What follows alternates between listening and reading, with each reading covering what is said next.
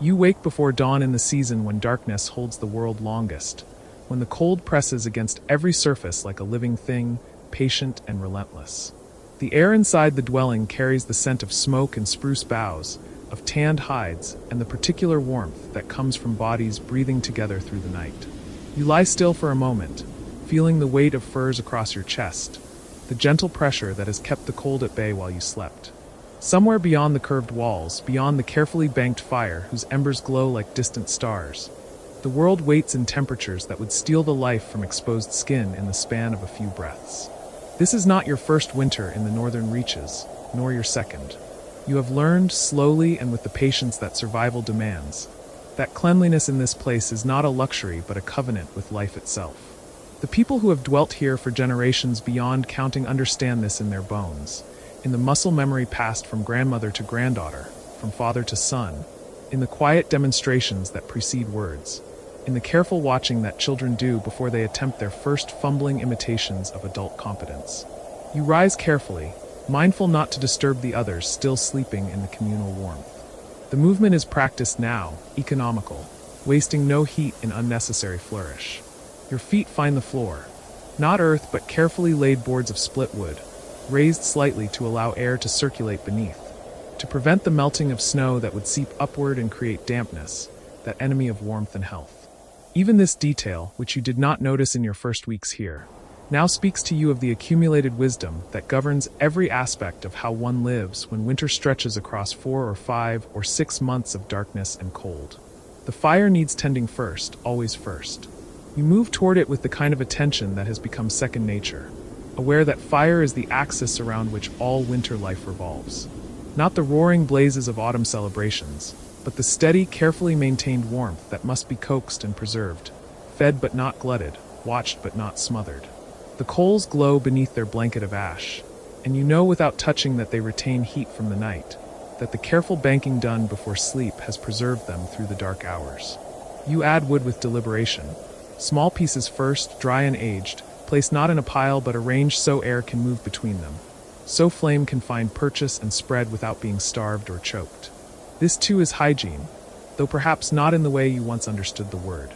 It is the maintenance of the breathing space, the management of smoke and heat and air, the prevention of the sooty buildup that would coat lungs and cause the coughing sickness that can weaken a person through the hardest months. As the flames begin to whisper and then speak in their soft, crackling language, you reach for the water vessel near the fire. It sits in a specific place, always, where it will not freeze but will not grow warm enough to become stale or develop the particular flat taste of overheated water. The container is made of tightly woven birch bark, sealed with spruce pitch, a vessel so cunningly constructed that it holds liquid without leaking, even when placed near flame. You learn the word for it in the language spoken here, a word that encompasses not just the object but the skill of its making, the knowledge of which trees to seek and when to harvest their bark, how to fold and stitch and seal. You pour a small amount into a wooden bowl, watching how the firelight plays across its surface. The water is cold but not frigid, and you know that you will not drink it yet, not directly from its overnight temperature. Instead, you place the bowl near the fire's edge, where it will take the chill off, where it will become something the body can accept without the shock that wastes precious warmth. While you wait, you turn your attention to your own body, to the careful inventory that must be taken each morning in a climate that offers no forgiveness for neglect. Your hands first. You examine them in the growing light, looking for the telltale signs of frostbite that you have learned to recognize. The waxy paleness, the numbness, the hard texture that precedes tissue death. Your fingers are whole and healthy, darkened somewhat by the smoke and the passage of days, but intact. You flex them slowly, feeling the joints move smoothly, the skin supple beneath its layer of protective oils. This suppleness is not accidental. It is the result of practices you have adopted, rituals of care that seemed strange at first but now feel as necessary as breathing. The people here do not wash as you once washed, not in winter. There are no plunges into icy streams, no harsh scrubbings that would strip away the skin's natural defenses against the cold. Instead, there is a different understanding of cleanliness, one that recognizes the body's wisdom, its production of oils and warmth that must be managed but not eliminated. You have learned to work with these secretions rather than against them, to see them not as dirt but as part of the body's response to an environment that demands adaptation. The water in the bowl has lost its coldest edge. You dip your fingers into it and bring them to your face, touching your forehead, your cheeks, the delicate skin around your eyes. The moisture is minimal, barely enough to dampen, and you do not rub harshly but pat gently, removing the accumulated dust of sleep, the fine particles of ash that drift through any dwelling where fire burns continuously. Then, and this is crucial, you dry your face completely with a soft piece of tanned hide, worked until it is almost like cloth, absorbent and gentle against skin that cannot afford to be chapped or cracked. There is a small container near your sleeping place, a box carved from a single piece of wood, fitted with a tight lid that preserves what is inside from drying out or becoming contaminated with ash. You open it carefully, and the scent rises to meet you. Animal fat, rendered and cleaned and mixed with plant materials whose names you are still learning. Bearberry, and something else, a root that was gathered in autumn and dried and ground to powder. The mixture is smooth and pale, neither liquid nor solid, but something between, and you take a small amount on your fingertips. You warm it first between your palms, letting your body heat soften it further, then smooth it onto your face, your hands, your wrists where they will emerge from your sleeves during the day's work. The application is thorough but not excessive. Too much and it would feel unpleasant, would attract dirt, would serve no purpose. Just enough to create a barrier between your skin and the air that will try to pull moisture from every exposed surface. This is the hygiene of prevention, the understanding that protecting the skin's integrity is cleanliness of a higher order than any amount of washing with harsh soaps could achieve. Around you, others are beginning to stir. The dwelling fills with the soft sounds of morning, the rustle of furs being folded, the quiet clearing of throats, the gentle murmur of voices greeting the new day. An older woman, grandmother to several families sleeping here, rises from her place and moves toward the fire with the confidence of someone who has performed this action 10,000 times. You watch as she adds wood with barely a glance, her hands knowing exactly what the fire needs, how to feed it so it will provide warmth for cooking without growing so hot that it drives everyone to the walls of the dwelling. She notices you watching and offers a small nod of acknowledgement. There is no spoken greeting, not yet. The morning is still too new, too quiet, and voices remain soft as if loud speech might shatter something precious in the stillness. She reaches for a bundle of plants hanging from the rafters, dried sage bound with twisted cordage, and brings it to the fire. She does not place it in the flames, but holds it close enough that it begins to smolder, releasing smoke that is different from wood smoke, cleaner somehow, sharp and clarifying. You have seen this ritual before, participated in it. The smoke that rises from the sage is intentional, purposeful. She moves through the dwelling with it, letting the smoke drift into corners, allowing it to permeate the sleeping furs, the hanging clothes, the very air itself. This too is hygiene, though it took you time to understand it as such. The smoke carries properties that discourage insects, that freshen fabrics and furs that cannot be washed in the traditional sense. Not here, not now. It is the maintenance of the living space, the prevention of the lice and mites and other parasites that would flourish in the warmth and closeness of communal winter dwelling if not kept at bay through constant vigilance. When she has made her circuit, she places the smoldering sage in a small stone bowl near the entrance, where it will continue to release its cleansing smoke throughout the morning. Then she turns her attention to preparing the morning meal, and you rise to help, understanding that this too is part of the daily rhythm, the distribution of tasks that ensures the group's survival and well-being. Water is brought in from outside, snow melted carefully in containers designed for the purpose. Not just any snow, you have learned, but clean snow from areas that have not been walked upon or marked by animals, snow that is gathered with care and examined before being brought into the dwelling's warmth. The water that results from this melting must be pure, free from the contamination that can cause illness, and the people here have developed an eye for cleanliness that extends far beyond what you once considered adequate. The morning meal is simple: dried fish and pemmican, a handful of berries preserved in fat, a warm infusion made from the needles of certain evergreen trees. This last item is drunk from small wooden cups, passed from hand to hand with the understanding that the liquid contains something essential, something that keeps the body healthy through the long darkness. You do not know the words for what it contains, but you have seen what happens to those who do not consume it regularly through the winter months. The bleeding gums, the loosening teeth, the weakness that steals strength from legs and arms. The evergreen infusion prevents this, protects against it, and so it is consumed daily, ritually, with the seriousness accorded to medicine. After eating, after the cups have been set aside and the fire tended once more, there begins the process of dressing for the day. This is not a simple matter of pulling on clothes. It is an art form, a careful layering that must balance warmth against the inevitability of perspiration, that must allow for movement while preventing the entry of wind, that must be adjustable as one moves between the relative warmth of the dwelling and the brutal cold outside.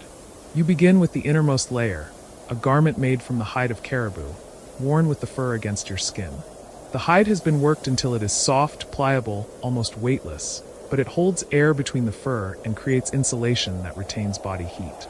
This layer must be kept clean as possible, because any accumulation of body oils and sweat will mat the fur, will reduce its ability to trap warm air, will make it less effective over time. You have learned to air this garment regularly, to expose it to the intense cold which somehow cleanses it, to hang it in the smoke when needed, to brush it with stiff grasses that remove debris and restore the fur's loft. Over this goes another layer, this one with the fur facing outward, and then another, each positioned to overlap in ways that prevent wind from finding entry, that create dead air spaces which serve as insulation. The clothing of the people here is sophisticated in ways you did not initially recognize, designed through generations of experience to protect life in conditions that would kill an unprepared person within hours. Your feet receive similar attention. The boots are complex constructions of multiple layers, soft inner socks made from hare fur, then thicker liners of felted caribou hair, then the boots themselves, made from the leg skins of caribou with the fur facing outward, sewn with sinew and seams that are waterproof when properly maintained. Each morning, these layers must be checked, examined for dampness that might have accumulated from the previous day's wear. Any moisture is the enemy of warmth, and wet boots or wet inner layers are the pathway to frostbite and the loss of toes or feet. You have learned to carry spare inner layers, to change them during the day if they become damp from perspiration, to dry the damp ones against your body where they will draw warmth and release their moisture gradually into the air. This management of moisture, this constant vigilance against the accumulation of dampness, is perhaps the most crucial aspect of hygiene in this place. It governs everything: what you wear, how you move, how long you remain outside, how you sleep, how you wash yourself or refrain from washing. The older woman who smudged the dwelling earlier approaches you with a small bundle. Inside is dried grass, soft and fine, gathered during the brief summer months and stored carefully against winter's need. She gestures toward the boots, and you understand. The grass will be placed in the bottom of the boots, not thick but a thin layer, absorbing any moisture from the feet during the day, providing an additional layer of insulation, protecting the more valuable fur liners from direct contact with skin. At day's end, this grass will be removed, discarded or dried by the fire for reuse, and fresh grass inserted. This simple practice prevents the accumulation of dampness, keeps the boot's interior fresh, protects against the foot ailments that can arise from spending months in heavy winter footwear. As the dwelling fills with morning light, what little penetrates the translucent window coverings made from scraped hide, you become aware of a sound you have learned to recognize. Outside, someone is chopping ice from the water hole, the methodical thunk-thunk-thunk carrying through the cold air. The community maintains several such holes, kept open through constant effort, providing access to the river that flows beneath its winter armor of ice. These holes are essential, sources of fresh water that need not be melted from snow, and they are maintained with the same religious attention given to fire, because they too sustain life. You pull on your outer garments, the parka with its fur-lined hood that will frame and protect your face, leaving only a small opening for eyes and breath, the mittens that hang from a cord running through your sleeves, so they cannot be lost, the outer pants that complete your transformation into a figure barely recognizable as human. So thoroughly are you wrapped against the cold. Thus prepared, you move toward the entrance of the dwelling. The entrance itself is a marvel of design, a tunnel that extends outward and downward from the main living space, creating a cold trap, a buffer zone where the outside air cannot rush directly into the warmth of the dwelling. You crawl through it. There is no standing in this passageway, and emerge into the morning cold that strikes your face with the force of a physical blow, stealing your breath, making your eyes water instantly, causing the moisture of your breath to condense and begin to freeze on the fur edging your hood. The world outside is a study in whites and grays and the peculiar blue that sunlight takes when filtered through cold air. Snow covers everything, not the soft snow of gentler climates, but a wind-hardened crust that can bear weight, that squeaks underfoot with a sound like leather rubbing against leather. The sky is immense pale, hinting at sun somewhere beyond the horizon's edge. The cold is absolute beyond cold, a presence that finds every gap in clothing, every moment of inattention, every failure in preparation. You stand still for a moment, letting your body adjust, breathing carefully through your nose so the frigid air has a chance to warm slightly before reaching your lungs. Around you, the winter village spreads in its organized pattern. Dwellings placed to shelter each other from prevailing winds, pathways worn between them kept clear by daily traffic, raised platforms where food is stored beyond the reach of animals, the larger communal structure where ceremonies take place, and where the community gathers for purposes that exceed mere survival. Others are already moving about their morning tasks. You see a man checking the snares that line the outskirts of the village, seeking the rabbits and other small game that continue to move through winter, providing fresh meat to supplement the stores of dried fish and preserved food. You see women working at the water hole, hauling up containers of fresh water, the ice already forming on the vessel's sides in the brief journey from hole to dwelling. You see children, even in this cold, carrying bundles of the spruce boughs that will be laid as fresh flooring in the dwelling, replacing the old ones that have become compressed and dirty, maintaining the cleanliness of the living space. You make your way toward the designated area where the community conducts its necessary elimination, a place carefully chosen downwind of the dwellings, away from water sources, where waste can be deposited and covered immediately with snow, where the intense cold freezes everything solid almost instantly, preventing the spread of odor and disease. Even this most basic of bodily functions requires careful management here. Clothing must be adjusted with cold-numbed fingers, exposure minimized, the process completed as quickly as possible. The people here have developed techniques, specialized clothing with openings that can be accessed without removing multiple layers, understandings of position, and timing that reduce exposure to the cold. There is no false modesty in this place, but there is privacy, a careful averting of eyes, an understanding that some things are personal even when they must be conducted in a communal context. You complete what you came for, adjust your clothing with practiced efficiency, use a handful of snow to clean yourself. The cold so intense that the snow remains dry, almost powdery, effective at removing what needs to be removed without introducing moisture to skin that must remain dry above all else. This use of snow for cleansing is something you learned early, a practice that seemed harsh at first, but which you have come to understand as perfectly adapted to the environment. Snow that is cold enough, dry enough, can clean without wetting, can scour without abrading if used correctly.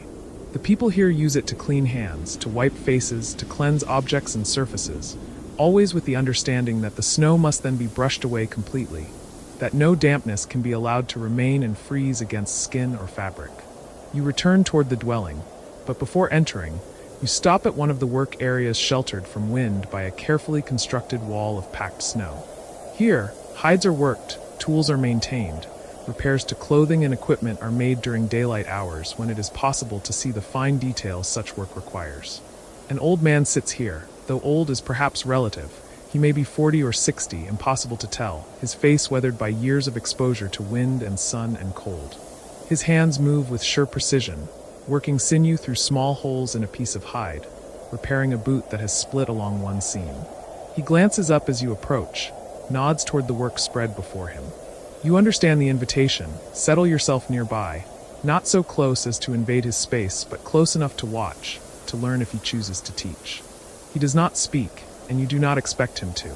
The work speaks for itself, the careful cleaning of the edges of the hide where they will join, the slight dampening applied to make the material more pliable, the precise spacing of the holes through which sinew will pass, creating a seam that will be both strong and waterproof when it swells slightly from the moisture in breath and body heat.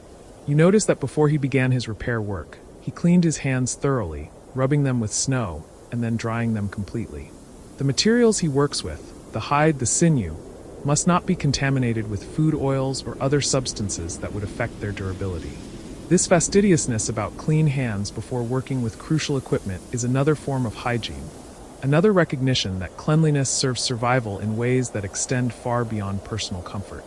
As the morning progresses and the sun makes its brief arc across the southern horizon, never rising far above the edge of the world, you participate in the rhythms that structure winter life. There is the gathering of firewood from the stores laid up during autumn, the breaking of dead branches from standing timber, work that requires going some distance from the village as nearby resources are depleted. You travel in a small group, always in a small group, because to be alone in this cold is to court death if injury or accident should occur. The work of gathering wood is interspersed with moments of rest, brief periods where the group stands together, monitoring each other for signs of frostbite, checking extremities, ensuring that no one has allowed perspiration to soak their inner layers. You have learned to recognize the signs, the unnatural quietness that can indicate someone is sliding into hypothermia, the awkward movements suggesting fingers or toes have lost feeling, the frost accumulating on facial hair that might indicate breath is not circulating properly within the hood's opening. When someone's mittens have become damp from handling snow-covered wood, the group pauses while dry mittens are retrieved from inner pockets where body heat has kept them warm. The damp mittens are tucked inside layers to dry against the body's heat. This constant management of clothing, this vigilance about moisture and cold, becomes so habitual that it occurs almost without conscious thought, a series of checks and adjustments that punctuate every activity. You stand at the edge of the frozen lake as dawn begins its slow arrival, the sky still holding on to the deeper blues of night, even as the horizon bleeds pale amber and rose. The air itself seems to crackle with cold, each breath you draw in sharp and clarifying, each exhalation a small cloud that dissolves into the vastness around you. This is the land your people have called home for generations beyond counting, a landscape that appears barren to those who do not know how to read its subtle language, but which speaks volumes to you. The ice beneath the snow is thick now, thick enough to hold the weight of a person, thick enough that the children have begun to venture onto it under watchful eyes, testing its surface with tentative steps before breaking into runs and slides. The village behind you is beginning to stir. You can hear the low murmur of voices, the soft scrape of a door covering being moved aside, the particular quality of sound that comes when smoke begins to rise from multiple dwellings at once, carrying with it the scent of burning cedar and the promise of warmth. But you remain here at the water's edge, because this is where the day begins for you, where it has always begun during these coldest months. Your grandmother taught you this practice, as her grandmother taught her, and as you will one day teach the young ones who watch you with curious eyes, not yet understanding but already absorbing the rhythms that structure life in this place where cold can kill as surely as any predator. The willow basket you carry contains what you need. The weight of it is familiar against your hip, the woven pattern smooth under your palm where you grip it. Inside, wrapped carefully in soft leather, are the tools of morning care. A bundle of sage gathered before the first frost and dried slowly near the fire, its gray-green leaves still holding their pungent scent. A smaller bundle of sweetgrass, braided by your aunt's careful fingers during the long evenings when handwork helps pass the hours. A piece of smooth stone, river-worn and perfect for its purpose. A horn container holding a paste made from crushed charcoal and the inner bark of certain trees, prepared in autumn when such gathering was still possible. There are other items too, each with its place, each with its purpose in the intricate dance of maintaining cleanliness and health when the world is locked in ice. You set the basket down on a flat stone that you cleared of snow the evening before, knowing you would return to this spot. The stone itself is part of the ritual, a marker that this place is dedicated to the practices that keep body and spirit aligned. Around you, the landscape stretches in shades of white and gray and the deep green of the pine forest that rises to the north.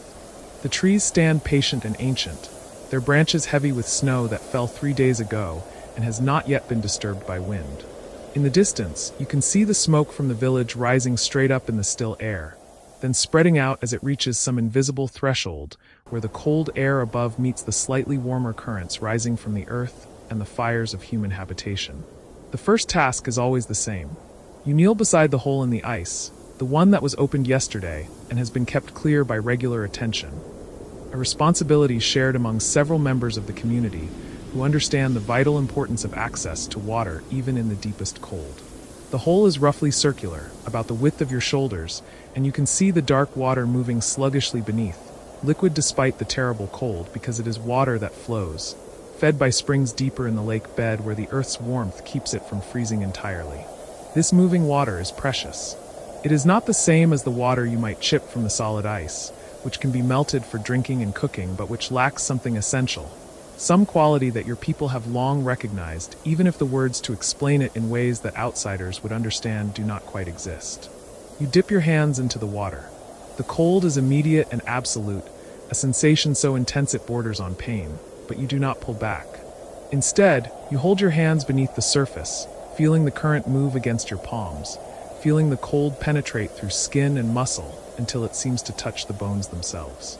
This is the first cleansing of the day, the one that wakes the body and reminds it that it is alive, that it persists despite the season's attempt to still all things. You count your breaths slow and measured until you reach the number your grandmother taught you. Then lift your hands from the water and watch as droplets fall from your fingers, each one catching the growing light before it returns to the lake. Your hands are red now, the skin tight and tingling. You dry them on a piece of soft leather that hangs from your belt, rubbing briskly to encourage the blood to return, to restore warmth and sensation. Then you dip the leather itself into the water, soaking it thoroughly before wringing it out with strong twists of your wrists. This wet leather, cold as it is, will be the instrument of your morning washing, the way you will cleanse your face and neck, the way you will tend to your body even here in this place where the idea of bathing as outsiders understand it seems impossible, even foolish. You bring the cold leather to your face and press it against your skin. The shock of it makes you draw a sharp breath, but you do not stop. You wipe your forehead, your temples, your cheeks, moving in the patterns you were taught, the movements that ensure every part of your face receives attention. The cold is fierce, but beneath it there is a feeling of clarity, of renewal, as if the ice water is stripping away not just the accumulations of the night, but also the dullness that can creep into the spirit during these dark months. You wet the leather again and attend to your neck, the backs of your ears, the parts of your body that are exposed to the world and to the smoke of the fires that warm your dwelling. When your face and neck are clean, you reach for the sage. You crumble a few of the dried leaves between your palms, feeling them break apart, releasing their sharp, cleansing scent into the cold air. You rub the crushed sage against your teeth, your gums, working it into all the spaces of your mouth. The taste is bitter and green, astringent in a way that makes your mouth feel fresh and alive. Your people have understood for longer than memory that the health of the mouth is connected to the health of the body as a whole, that neglecting the teeth leads to pain and sickness that can spread to other parts, weakening a person when they need all their strength to survive the demands of this place and this season. You spit the sage into the snow, watching as it leaves a dark speck against the white. Then you take up the piece of smooth stone and use it to scrub your teeth more thoroughly, feeling its hardness against the enamel, using it to reach the places where food might lodge and cause decay. When you are satisfied, you dip your hand into the water once more, bringing it to your mouth to rinse, the cold so intense it makes your teeth ache. But the sensation is good, clean, a confirmation that you have done this work properly. The sun has risen higher now, though its warmth is still more promise than reality. The sky has lightened to a pale blue, the kind of delicate color that only appears on the clearest, coldest days when there is no moisture in the air to soften the light. You can see other members of your community beginning to emerge from their dwellings, moving with the slow deliberateness that conserves both warmth and energy. Some are heading toward the hole in the ice as you are finishing, carrying their own baskets, their own tools, preparing to perform their own morning ablutions. You nod to them as you gather your things, acknowledging their presence without the need for words in this early hour when speech still feels like an intrusion on the silence. You return to your dwelling, ducking through the low entrance into the dim interior where the fire has burned down to coals but still radiates warmth, a stark and welcome contrast to the cold outside. The space is small, designed to be heated efficiently, the walls thick with layers of bark and hide and earth that hold in the warmth generated by the fire and by the bodies of those who live here. Your husband is awake, adding wood to the fire, carefully placing each piece so that it will catch without producing too much smoke. Your daughter, still young enough that many of her lessons lie ahead of her, is wrapped in furs near the back wall, her face peaceful in sleep, her breath creating tiny rhythms of condensation in the air above her. You unwrap the horn container from your basket and set it near the fire, where the residual heat will soften the paste inside slightly, making it easier to use. This paste is one of the many substances your people have developed over generations of observation and experimentation, learning from the world around you what plants and materials can serve human needs. The charcoal provides cleansing properties, drawing out impurities, while the bark contributes astringency and a particular quality that strengthens the skin. Mixed with rendered fat and other plant materials, it becomes a preparation that can be used to clean the body, to remove the oils and dirt that accumulate even when one lives carefully and consciously. Your husband has his own morning routine, one that parallels yours but with the particular variations that his own teachers passed down to him. You work in comfortable silence, each attending to your own needs while remaining aware of the other's presence, the companionship of shared purpose rather than shared conversation. He too has been to the hole in the ice, his hair still damp at the temples where he pressed the cold water, his movements carrying the particular alertness that comes from that shock of cold against the skin. As the fire grows and the dwelling warms slightly, you remove your outer layers, the heavy furs and skins that provide protection against the brutal cold outside, but which would be stifling in here where the fire does its work. Beneath these outer garments you wear softer layers, carefully tanned leather and woven fabric made from the inner bark of certain trees, processed through long and patient labor until it is soft enough to rest against the skin without irritation. These inner layers too require attention, require regular cleaning to prevent the accumulation of sweat and oils that can lead to skin problems and unpleasant odors. You take a small amount of the paste from the horn container, warming it between your palms until it spreads easily. Then you begin to apply it to your body, starting with your arms, working in long strokes that cover the skin thoroughly. The paste feels slightly gritty against your skin, the charcoal particles providing gentle abrasion that helps lift away the dead skin and accumulated grime. You work methodically, section by section, giving each part of your body the attention it requires. Your torso, your back as far as you can reach, your legs, your feet that spend so much time enclosed in thick wrappings, and boots lined with rabbit fur and dried grass. When you have covered yourself with the paste, you wait. This is part of the process, allowing time for the preparation to do its work, to draw out impurities, to cleanse at a level deeper than mere surface washing. While you wait, you prepare the water that will be used for rinsing. A container of snow, brought in the previous evening and allowed to melt slowly near the fire, has become water that is cold but not frigid, cold but bearable. You dip a piece of soft hide into this water and begin to wipe away the paste, wringing the hide frequently into a separate container that will later be taken outside and poured onto the ground away from the dwelling, the dark water carrying with it all that has been removed from your body. The process is thorough and time-consuming, but you do not rush. This is not a chore to be hurried through, but rather a practice that deserves full attention, a form of respect for the body that carries you through this demanding world. When all the paste has been removed, you use clean water and fresh pieces of hide to wipe down your skin once more, ensuring that no residue remains. Your skin feels different now, clean in a way that goes beyond surface appearance, carrying a slight tingle from the astringent properties of the paste, feeling alive and renewed despite the cold and the darkness of the season. You dress again in your inner layers, the ones that rest against your newly cleaned skin, and these too have been carefully maintained. They were washed several days ago, when there was a period of slightly warmer weather, scrubbed with water and sand, and a paste made from the roots of certain plants that produce a mild lather when agitated. These plants are precious, harvested in the warmer months and carefully stored, doled out sparingly through the winter because there will be no gathering more until the spring returns. The washed garments were dried near the fire, turned frequently to ensure even drying and to prevent mildew, then hung in a place where the smoke would pass over them, infusing them with cedar and giving them a protection against the small insects that can sometimes infest stored clothing even in winter. Your daughter begins to stir, making the small sounds that precede waking. Soon you will help her with her own morning care, adapted to her age and the particular needs of a child. She is old enough now to participate in the rituals, to begin learning the patterns that she will carry throughout her life, but young enough that much of it still must be done for her, or with her, your hands guiding hers through the movements. You warm water for her, making it slightly warmer than you would use for yourself, and you have set aside a softer cloth for her face, knowing that her skin is more delicate, more easily irritated by rough textures. When she is fully awake, sitting up in her nest of furs with sleepy eyes and tangled hair, you begin.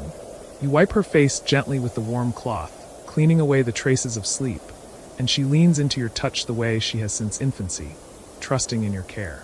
You comb her hair with a comb carved from bone, working through the tangles with patient strokes, and as you work you tell her what you are doing and why, planting the seeds of understanding that will grow as she does.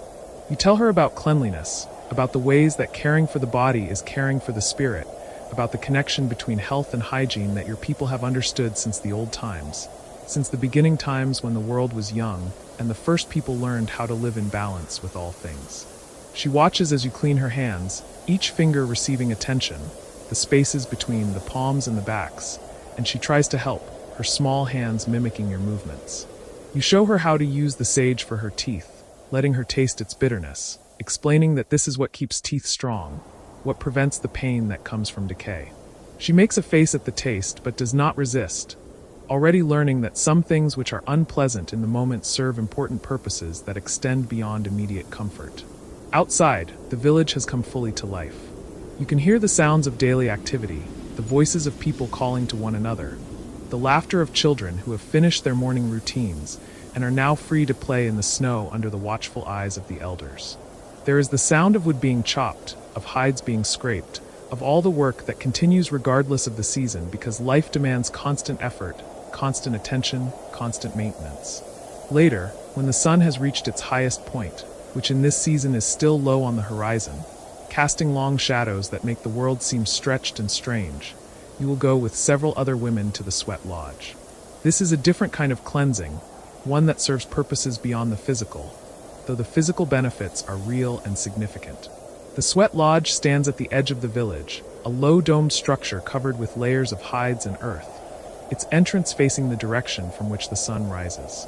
Beside it is a fire pit where stones are being heated, tended by those whose responsibility it is to ensure that the stones are ready when they are needed, heated to the point where they glow with their own inner light.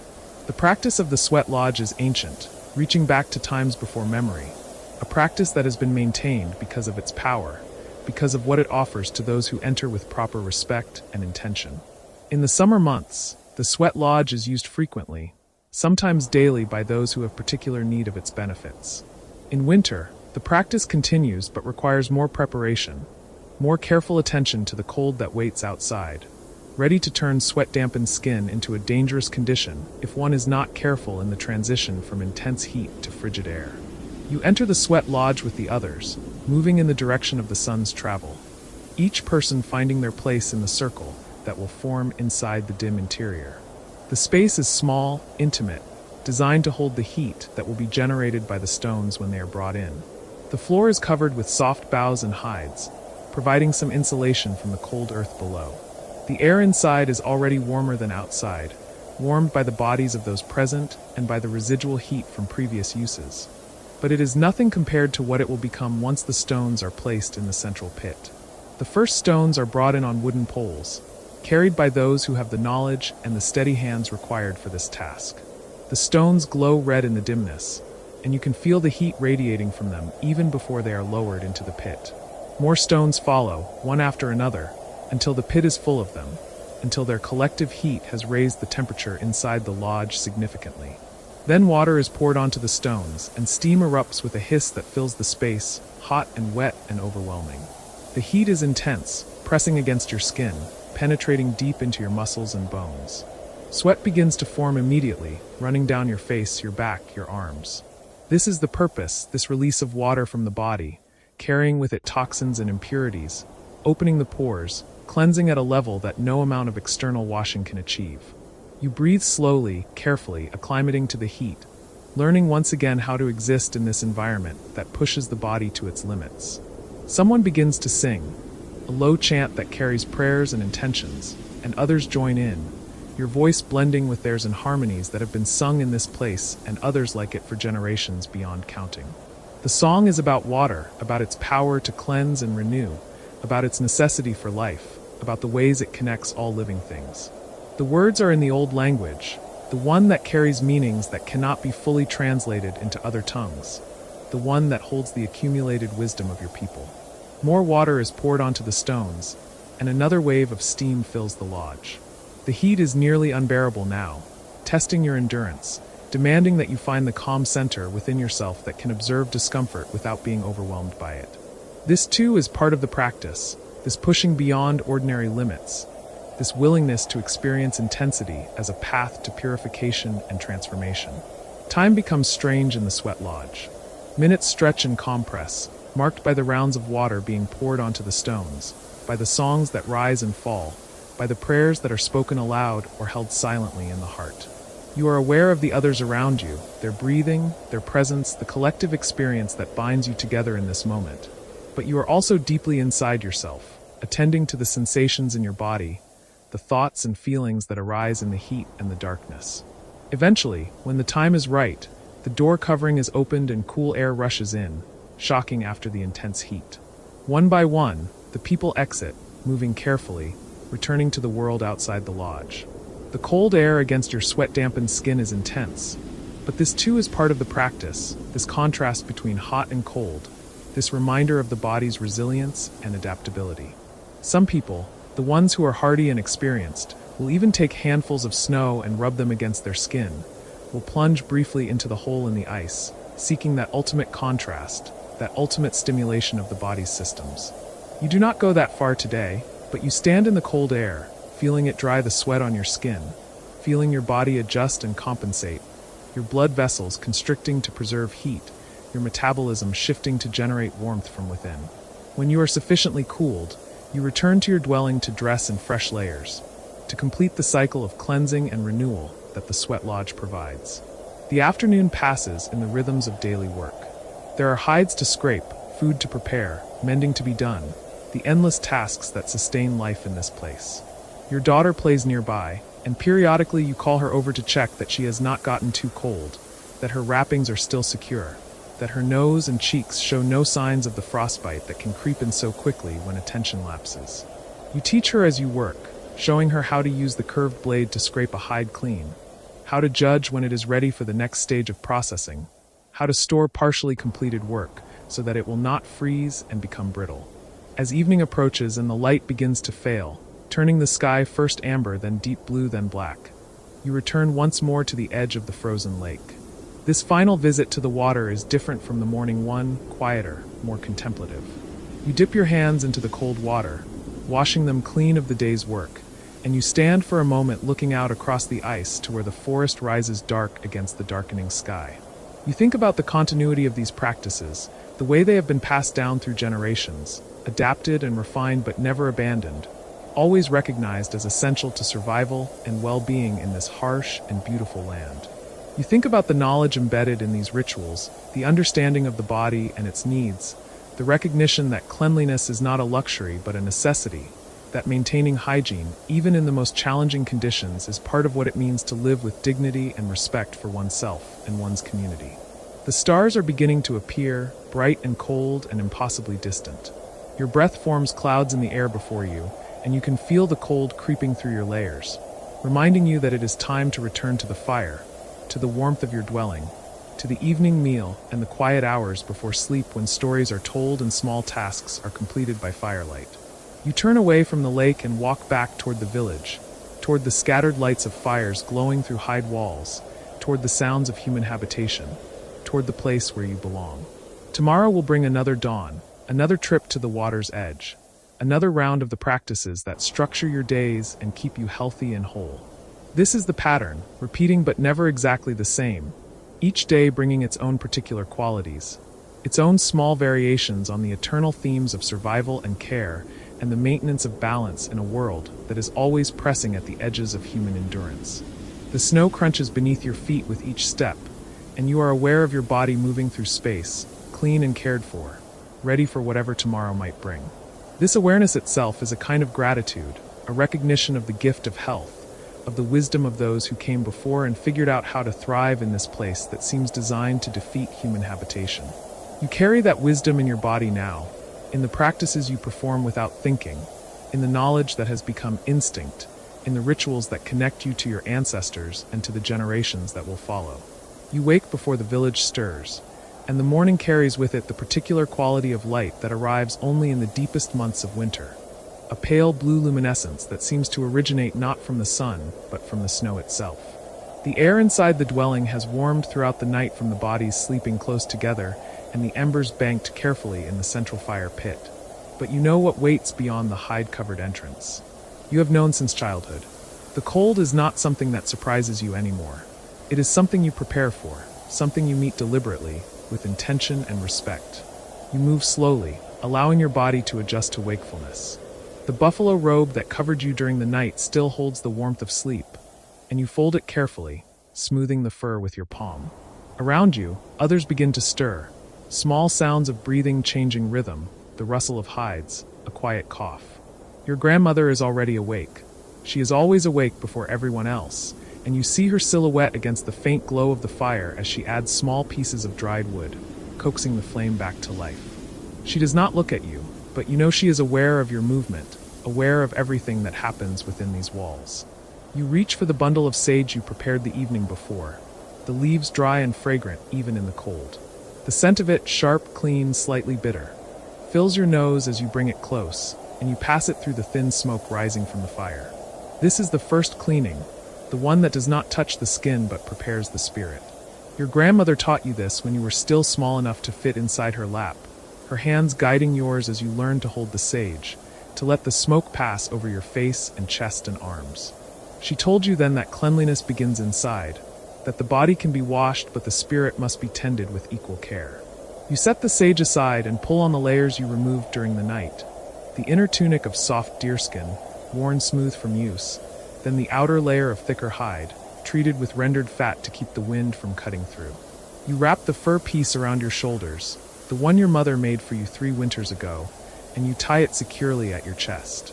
Your moccasins are lined with rabbit fur, and you slide your feet into them, feeling the warmth that has been retained from being kept close to the fire through the night. On your feet, depends much of your ability to move through the day ahead.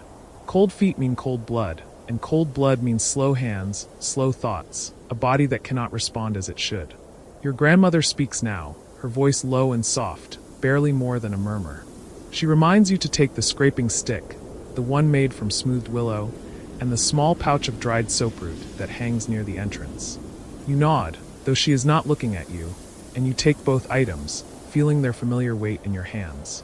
The soaproot is precious, gathered in late summer from the dry places where the plants grow thick and low to the ground, their roots fibrous and pale. It has been dried and pounded and stored in hide pouches to last through the winter, and each person in the village uses it sparingly, knowing that what remains must stretch until the earth thaws again and the plants return.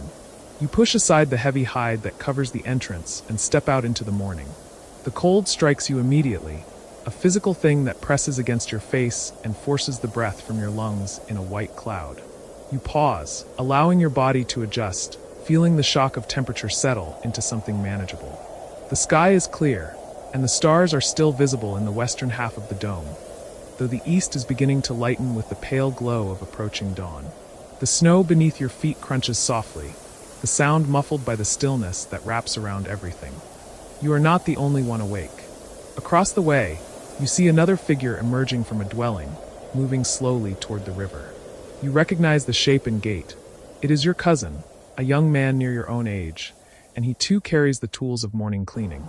You do not call out to him, there is no need. You both know where you are going, and you both know what must be done. This is the rhythm you have known all your life, the pattern that does not change regardless of season. The body must be cleaned. The day must be met with intention. The water is waiting. You walk toward the river, your breath forming small clouds that dissipate quickly in the cold air. The path is worn smooth by countless feet, and you follow it without thought, your body remembering the way even in the dim light. Around you, the village is a collection of dark shapes, dome-like structures covered in hides and bark, each one carefully placed to face away from the prevailing wind. Smoke rises from the smoke holes at the tops of several dwellings, thin gray lines that climb straight up in the still air. You can smell the smoke, a comforting scent of burning cedar and birch, and beneath it the faint smell of cooking, something being prepared for the morning meal. The river is not far. In summer, it is a wide, gentle flow, warm enough to stand in for long stretches, deep enough in places to submerge completely. In winter, it changes.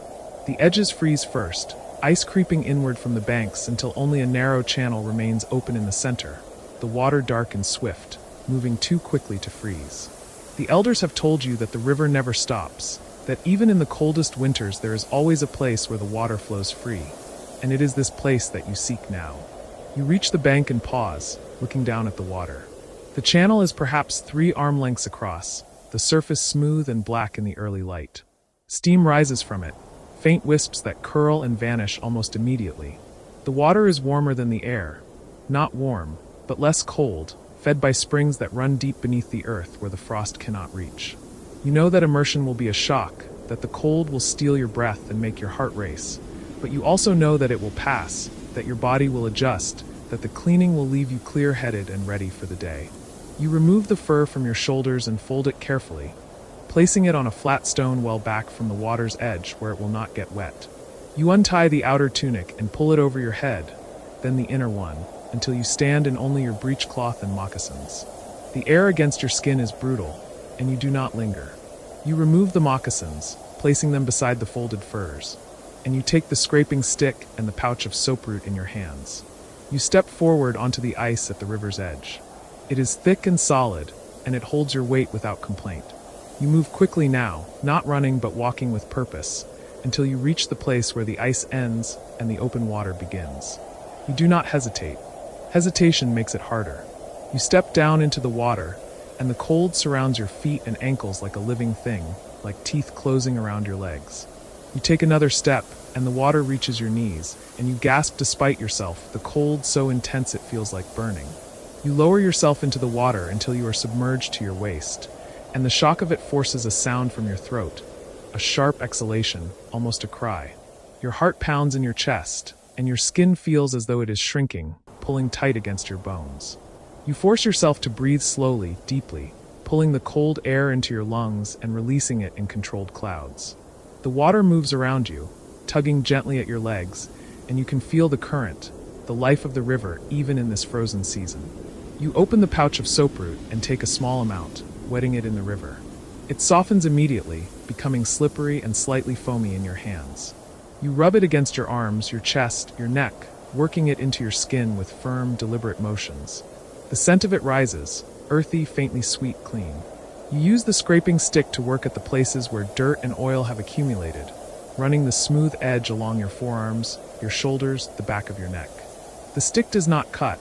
It is too smooth for that, but it removes the layer of grime that builds up over days, the residue of smoke and sweat, and the oils your skin produces to protect itself from the cold. You dip below the surface, submerging your head completely, and the cold slams into your skull like a stone. You stay under for only a moment, long enough to wet your hair, and then you rise again, gasping, water streaming down your face and chest. You work the soaproot into your hair, scrubbing your scalp with your fingertips, feeling the grit and oil loosen and wash away. You dip again, rinsing, and when you rise this time the cold has shifted, become something different. Your body has adjusted. The initial shock has passed, and what remains is a sharp, almost painful clarity, a sense of being fully awake, fully present, every nerve alive and aware.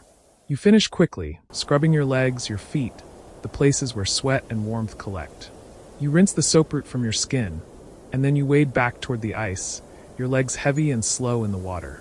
You climb out onto the bank, and the air feels even colder now against your wet skin, the wind pulling heat from you with terrifying efficiency. You move quickly, reaching for a bundle of dried grass you left nearby, soft, absorbent grass gathered in autumn and kept dry for this purpose.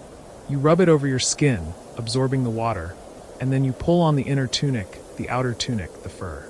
You sit on the stone and dry your feet carefully, thoroughly, before sliding them into the moccasins. Wet feet, can mean frostbite, can mean losing toes or worse, and so you take the time to ensure they are completely dry. Your cousin is still in the water, his movements quick and efficient, and you wait for him without speaking. When he climbs out and begins to dry himself, you turn and walk back toward the village together, the sky now bright enough to see clearly.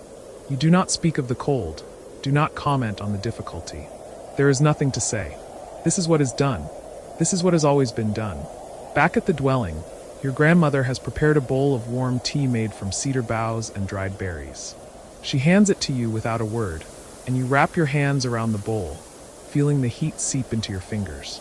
You drink slowly, letting the warmth spread through your chest and belly. The tea tastes of resin and earth, slightly bitter, and it cuts through the cold that still lingers in your core.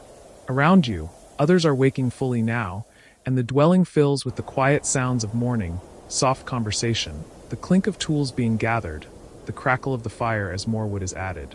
You think, as you sit there, about the elders and the stories they tell of winters past, winters when the cold was so severe that the river froze completely, when the people had to melt snow and ice for water, when washing the body became something done only in small sections, carefully, with heated water and great caution.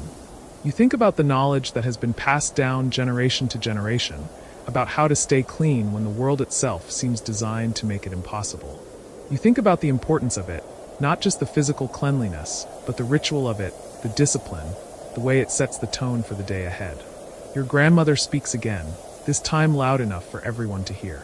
She reminds the younger children that they too will go to the river today, that they will wash as you have washed, and that they must not complain, must not resist.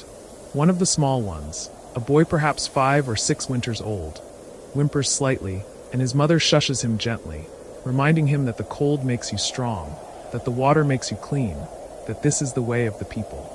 The boy nods, his face serious, and you remember being that age, remember the fear and discomfort of those early trips to the river, and you remember also how it became easier, how the body learned, how the practice became part of you. The day unfolds slowly. You help with the morning tasks, fetching water, tending the fire, preparing food. The water you fetch is not from the river, but from a hole cut in the ice closer to the village, a place where the water is calm and clear, and can be accessed without the danger of the current. You lower a birch bark container on a cord, letting it fill, then hauling it up hand over hand. The container is heavy when full, and you carry it carefully, not wanting to spill even a drop. Water is not scarce here, not like it is in some of the southern lands where the people must travel great distances to find it. But in winter it is precious nonetheless, because accessing it is difficult, and because everything liquid must be kept from freezing. Inside the dwelling, your mother is preparing a paste from dried roots and rendered fat. She grinds the roots with a stone, adding small amounts of fat until the mixture reaches the right consistency, smooth and thick, neither too dry nor too oily. This paste will be used to protect the skin, to keep it from cracking in the dry cold. She applies it to the faces of the younger children first, smoothing it over their cheeks and foreheads and around their mouths, and then she offers it to you. You take a small amount and work it into your own skin, feeling the way it forms a barrier, a layer of protection between your flesh and the elements. You watch as she works, her hands moving with the ease of long practice, and you think about the knowledge she carries, the knowledge that has been given to her and that she will give to you. She knows which plants to gather and when, knows how to render fat so that it does not spoil, knows how to mix and store and apply these preparations. She knows, as your grandmother knows, that cleanliness is not only about water and scrubbing, but also about maintenance, about preventing problems before they occur, about keeping the skin healthy so that it can do its work of protecting the body. Later in the morning, you help with the processing of hides. There are several that have been soaking in a mixture of water and wood ash, and they need to be scraped and worked. You carry them outside where a frame has been set up, and you stretch one of the hides across it, securing it with cord. The hide is heavy and stiff, and you use a scraping tool made from bone to remove the remaining flesh and fat from the inner surface. It is hard work, and your shoulders and arms begin to ache, but it is also satisfying, watching the hide become clean and smooth under your hands. As you work, one of the older men approaches. He is your mother's uncle, a man respected for his skill as a hunter and for his knowledge of the old ways. He watches you for a moment, then nods approvingly. He tells you that the work you are doing, the cleaning of the hide, is no different from the cleaning of the body. Both require patience, he says. Both require thoroughness. A hide that is not properly cleaned will rot, will smell, will attract insects and vermin. A body that is not properly cleaned will sicken, will become weak, will fail. The principles are the same. He tells you a story then, one you have heard before, but which bears repeating. He tells you about a winter long ago, when he was a young man, when a sickness came to the village. It started with one person, then spread to another, then another. People became weak, developed fevers, some died. The elders gathered and discussed what to do, and they decided that everyone, even those who were already sick, must go to the river, must wash completely, must clean their bodies and their clothing and their belongings. It was difficult, he says. Some people could barely walk, barely stand in the cold water, but it was done. And slowly, over the course of many days, the sickness faded, and those who had been ill began to recover. He does not say that the washing cured the sickness. He is too wise for that. But he says that it helped, that the cleanliness gave the body a chance to fight, that the ritual of it reminded people that they were still alive, still capable, still part of the community. He says that the people who survived remembered that winter, remembered the importance of cleanliness even, especially, when times are hard. You listen to this story, and you feel the weight of it, the truth of it. You understand that what you do each morning at the river is not simply about removing dirt. It is about resilience. It is about discipline. It is about honoring the body that carries you through the world and honoring the knowledge that has been passed down through generations of your people. The afternoon passes in similar fashion. Work and conversation, small tasks that make up the fabric of daily life. You help prepare food, grinding dried corn into meal, cutting strips of dried meat into smaller pieces for the evening stew. You help tend the fire, adding wood carefully to keep the heat steady without creating too much smoke. You help with the children, keeping them occupied and out of the way of the adults who are working.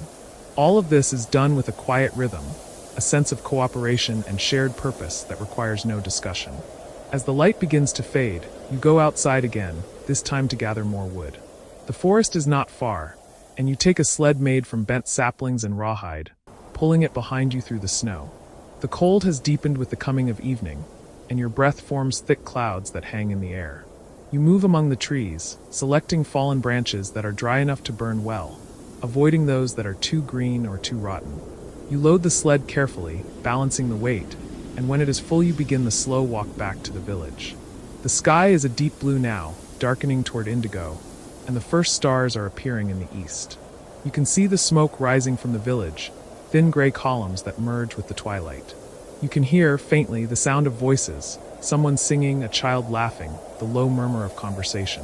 These sounds reach you across the snow, and they are comforting, a reminder that you are not alone in this cold world, that you are part of something larger than yourself. When you return to the dwelling, the evening meal is nearly ready. The stew has been simmering for hours, and the smell of it fills the space, rich and savory, the smell of meat and roots and herbs. Your grandmother ladles it into wooden bowls, and you eat slowly, savoring the warmth, the taste, the way the food fills your belly and spreads heat through your body. Around you, others are eating as well, and there is little conversation now, only the sounds of eating and the occasional scrape of a spoon against wood. After the meal, there is a time for small tasks, repairing a torn moccasin, sharpening a knife, weaving cordage from dried plant fibers. You sit near the fire, your hands busy with your work, and you listen to the conversations around you. Your grandmother and one of the other elder women are discussing the preparation of medicines, talking about which plants to gather when spring comes, which roots to dig, which barks to strip. They speak in low voices, sharing knowledge, and you listen carefully, absorbing what you can. One of the younger children asks a question. Why do we wash in the river when it is so cold? Why not wash with warm water inside? Your grandmother answers, her voice patient. She explains that the river is always clean, always moving, always fresh.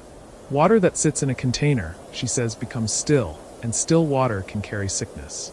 The river carries away the dirt, the oils, the things the body sheds, and it carries them far away, so they do not linger, do not return. The cold, she says, is difficult, but it also strengthens the body, teaches it to adapt, to endure. She reminds the child that the people have washed in the river for as long as anyone can remember, through countless winters, and that this practice has kept them healthy, kept them strong. The child seems satisfied with this answer, or at least stops asking questions, and the conversation moves on to other things. You continue your work, your hands moving automatically, and you think about what your grandmother has said. You think about the river, about the way the water never stops moving, about the way it remains open even in the deepest cold. You think about the practice of washing, about how it connects you to the generations that came before, about how it will connect you to the generations that will come after. As the evening deepens, people begin to prepare for sleep. The fire is banked carefully, covered with ash to keep it smoldering through the night without burning through the wood too quickly. The sleeping robes are unfolded and arranged, and people settle into their places. You lie down in your usual spot, pulling the buffalo robe over you, and you feel the warmth of the bodies around you, the comfort of being surrounded by family, by community. Before you close your eyes, you think once more about the day, about the cold water of the river, about the shock and the clarity that followed, about the work and the conversations and the small rituals that fill the hours. You think about the knowledge that has been passed to you, about the responsibility you carry to maintain these practices, to teach them to the next generation. You think about the dignity of cleanliness, about the way it honors the body and the spirit, about the way it connects the people to the land and to each other. Outside, the wind begins to rise, and you can hear it moving through the trees, a low sighing sound that seems to come from the earth itself. The cold presses against the walls of the dwelling, but inside it is warm, and you are dry and you are clean. You close your eyes and let yourself drift towards sleep, knowing that tomorrow you will wake again, will go again to the river, will meet the cold again with intention and respect. This is the pattern. This is the way.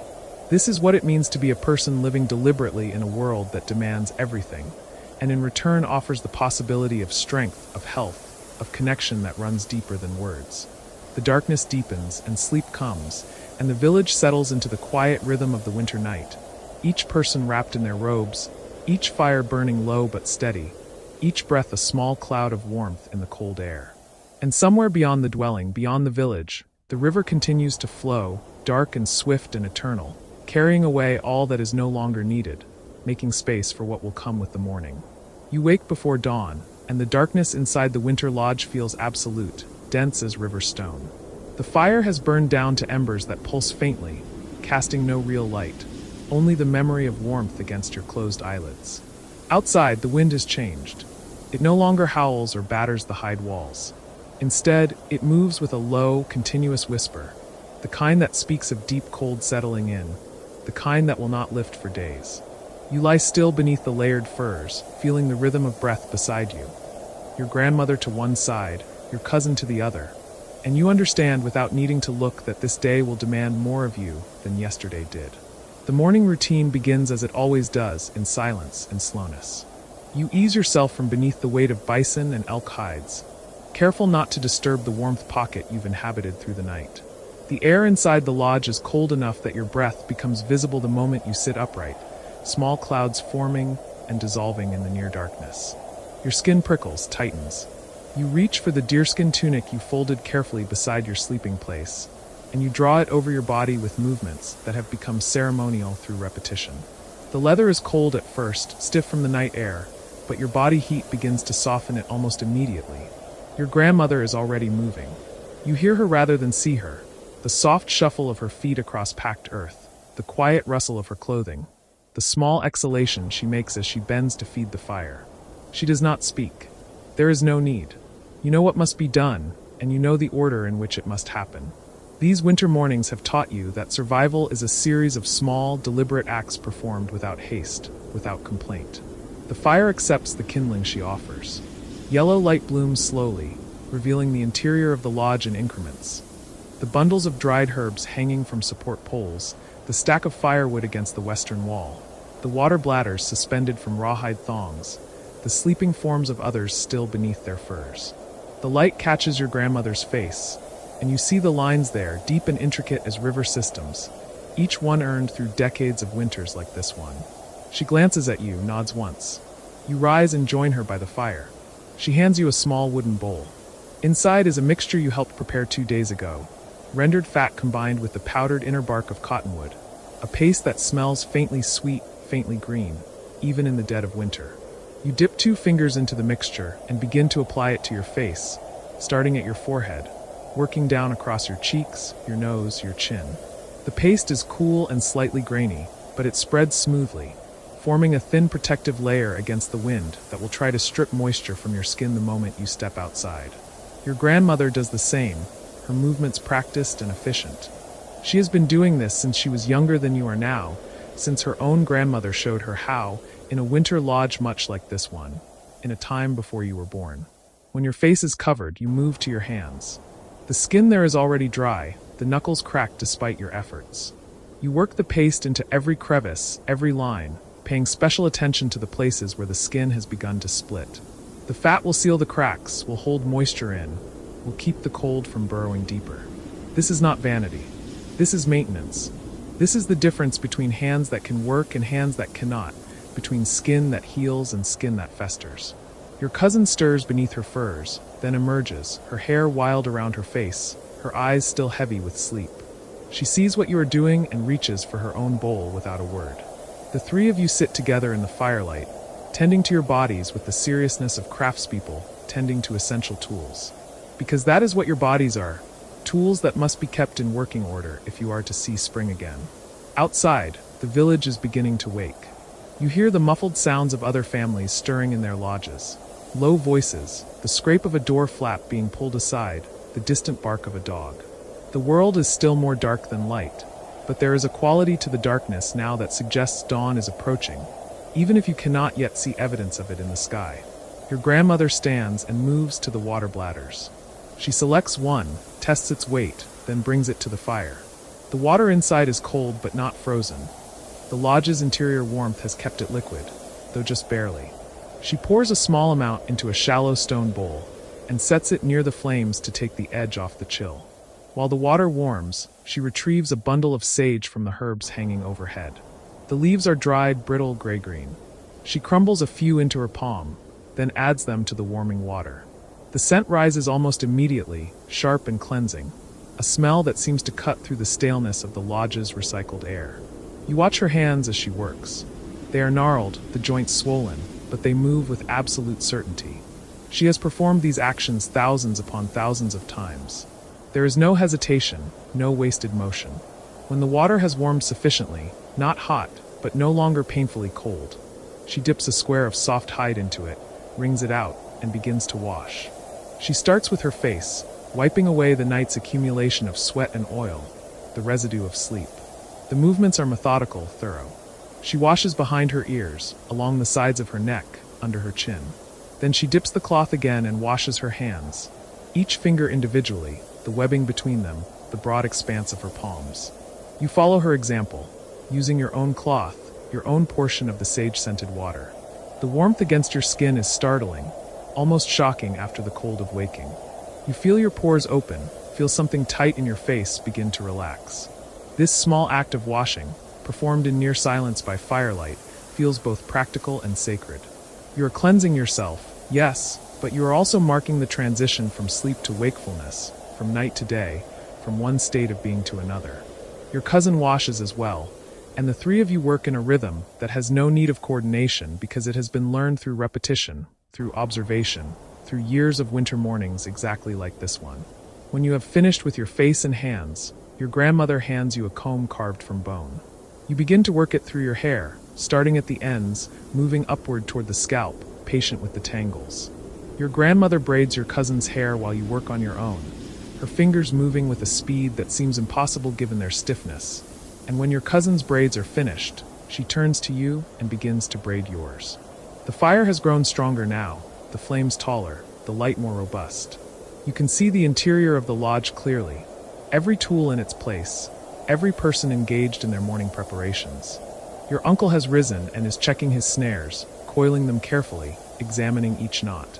Your younger brother is sharpening a knife against a smooth stone, the soft scraping sound forming a kind of rhythm beneath the other morning noises. The baby is nursing, making small contented sounds, and your aunt hums softly as she nurses him, a melody without words that seems to be less a song than a form of breathing. When your hair is braided and secured, you stand and begin to dress for the cold. Over your tunic you pull a heavier shirt made from elk hide, tan soft as cloth. Over that, a vest lined with rabbit fur. You wrap your legs in wool leggings, trade goods from the eastern tribes, precious and carefully maintained, and bind them with leather strips. You slide your feet into moccasins lined with cattail down, feeling the softness compress beneath your weight, forming a cushion between your feet and the frozen earth you will soon walk upon. Your grandmother is dressing as well, and you help her with the outer layer, a robe made from 2 bison hides sewn together with sinew, the fur turned inward. The robe is massive, heavy, but once it settles around her shoulders it transforms her into something solid and enduring, a creature built for this landscape. She adjusts it, pulling it close, then ties it at her waist with a woven belt. She looks at you, and you see approval in her eyes, though she says nothing. The village is fully awake now. You can hear voices outside, clearer as the wind has momentarily stilled. Someone is calling instructions about the day's wood gathering. Someone else is singing, a morning song you recognize, one that honors the sun even though you cannot yet see it through the heavy cloud cover. Dogs are barking, their voices sharp in the cold air. Smoke is rising from every lodge, thin columns that merge and disperse above the village, carrying the scent of burning cedar and sage and cottonwood. Your grandmother moves to the door flap, and you follow. She pulls it aside, and the cold rushes in like a living thing, aggressive and searching. Your eyes water instantly. Your lungs tighten. The temperature difference between inside and outside is so extreme that for a moment you feel disoriented. as though you have passed through a barrier into another world entirely. Your grandmother steps out, and you step out behind her, and the door flap falls closed, sealing the lodge's warmth inside. The village in winter daylight is a study in muted colors. White snow, gray sky, the dark shapes of lodges and people and trees stripped bare. The light is strange, diffuse, seeming to come from everywhere and nowhere at once. You cannot locate the sun. The cold is immediate and all-encompassing, pressing against every exposed bit of skin, finding its way through the layers of clothing to touch your core. You begin to walk, following your grandmother toward the river, and each breath you take turns to frost in your beard if you are a man, on the fur trim of your hood if you are anyone at all. The path to the river has been traveled so many times in the past weeks that it is packed hard, a smooth trough through snow that reaches your knees on either side. You walk in single file, your grandmother first, then you, then your cousin. No one speaks. The cold discourages speech, makes words feel costly, as though each one releases precious warmth into the air. You focus instead on walking, on placing your feet carefully in the footprints of the person ahead of you, on maintaining your balance on the slick surface. Other people are moving through the village as well, small dark figures against the white expanse. You pass a group of men preparing to check trap lines, their faces grim with determination.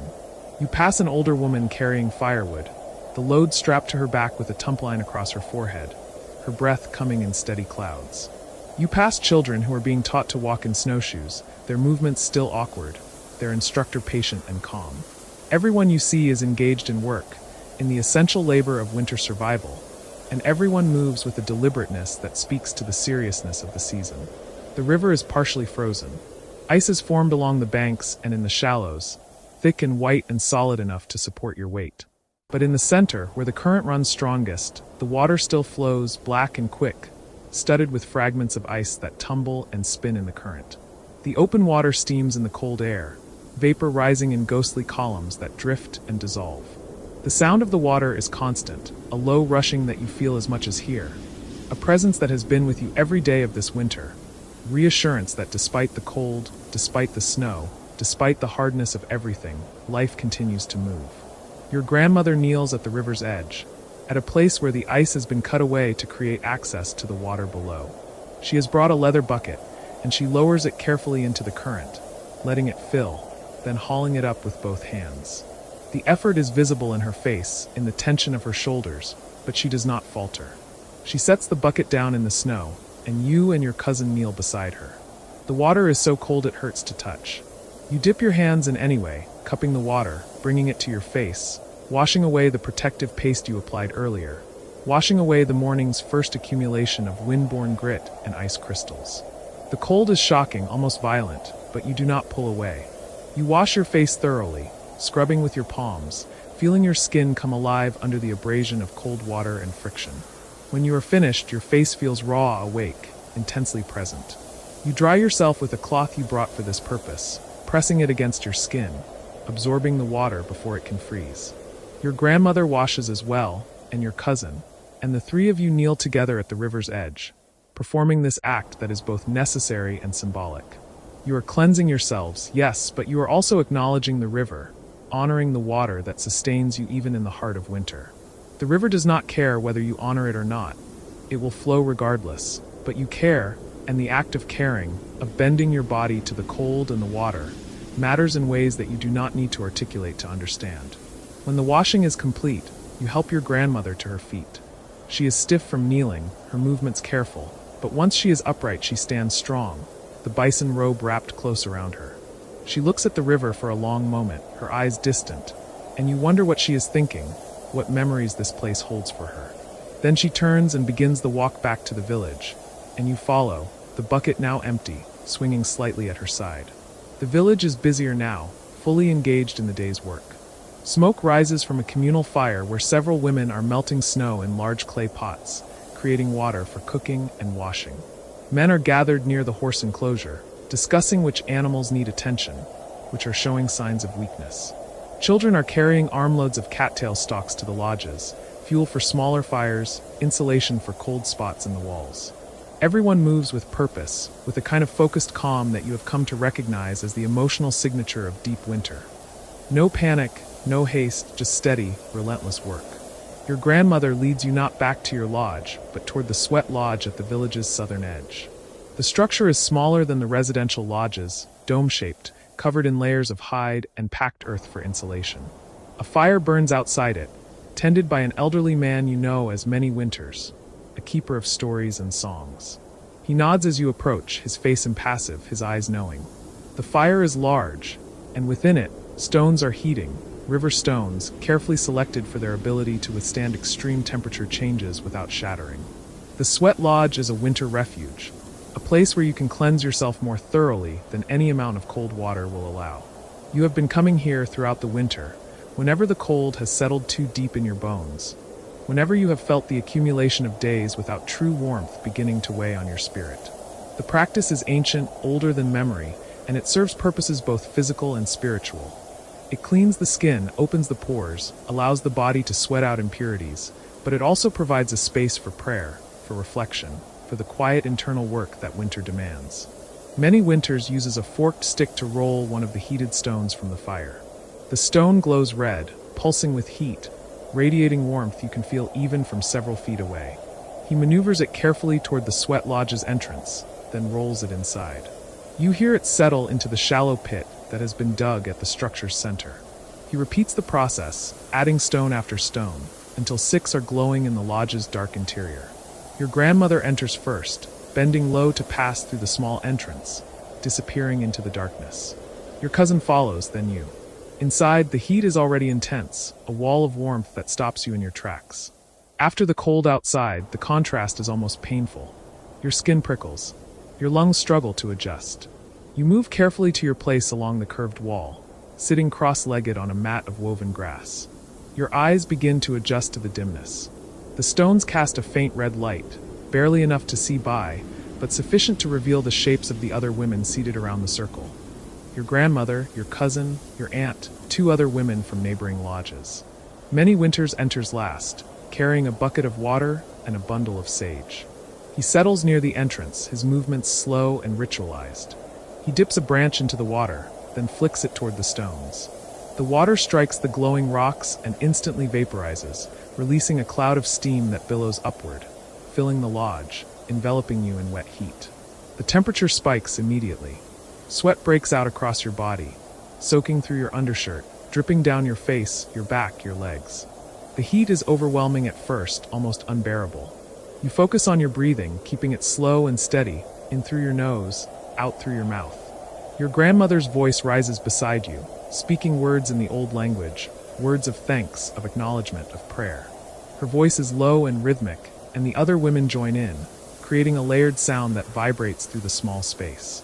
You add your voice to theirs, feeling the words resonate in your chest, in your throat, feeling them become part of the heat and the steam and the darkness. Many Winters adds more water to the stones. Another wave of steam rises, hotter than the first. Your skin feels scalded. Sweat pours from you in streams. You close your eyes and let the heat penetrate, let it sink into your muscles, your joints, your bones. You can feel your body responding, your pores opening wide, your heart rate increasing, your blood moving faster through your veins. This is purification. This is the body's deepest cleaning, the release of everything accumulated and held. Time becomes difficult to track in the Sweat Lodge. Minutes stretch and compress. The heat creates a kind of trance state, a space where thought slows and sensation dominates. You are aware of your body in ways you usually are not, aware of every drop of sweat, every breath, every beat of your heart. You are aware, too, of the other women around you, their breathing, their presence, the shared nature of this experience. You are separate and together, individual and communal, and the paradox of that feels important in ways you cannot quite articulate.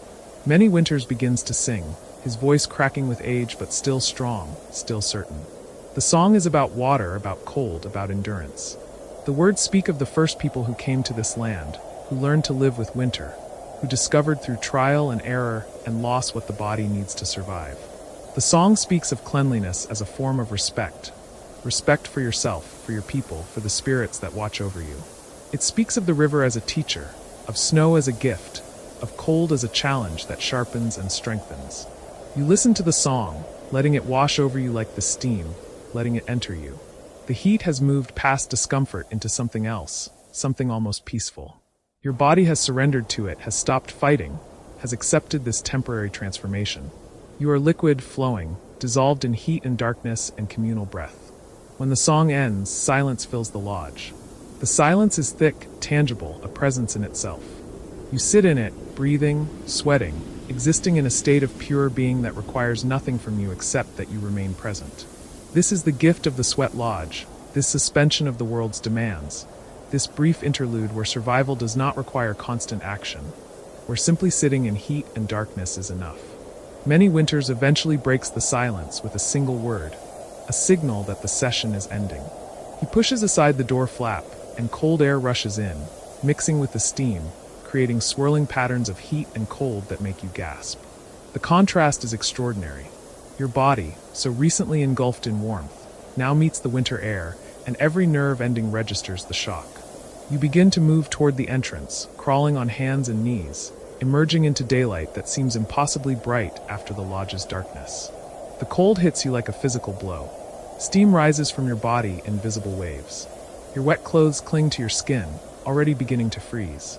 Your grandmother is standing beside the fire, and you join her there, turning slowly, letting the flames dry your clothing, letting the external heat replace the internal heat that is already dissipating. Your cousin emerges behind you, then your aunt, then the other women, all of you steaming, all of you moving toward the fire like moths drawn to flame. You stand together in silence, rotating slowly, drying. Your body feels different now, lighter, cleaner, emptied of something you had not realized you were carrying. Your skin, scrubbed by sweat and heat, feels new, sensitive, awake to every sensation. The cold air on your damp skin is sharp but not unpleasant. You feel strong, capable, ready to face whatever the day requires. When you are dry enough, you begin the walk back to your lodge. The village is in full motion now, everyone engaged in their tasks. You see a group of women scraping a hide stretched on a frame, their breath clouding as they work. You see men fletching arrows, their fingers moving with practiced precision despite the cold. You see children playing a game with sticks and a ball made from bundled grass, their laughter high and clear. The village is alive, functioning, enduring. Inside the lodge, the fire has been fed and built up. The interior is warm, almost hot compared to outside. You remove your outer layers, hanging them to dry on pegs driven into the support poles. You change into dry clothes, feeling the difference immediately. The absence of dampness, the softness of hide that has not been soaked and frozen. You comb your hair again, rebraiding it now that it has been dampened by sweat. Your grandmother does the same, her movements automatic, her face peaceful.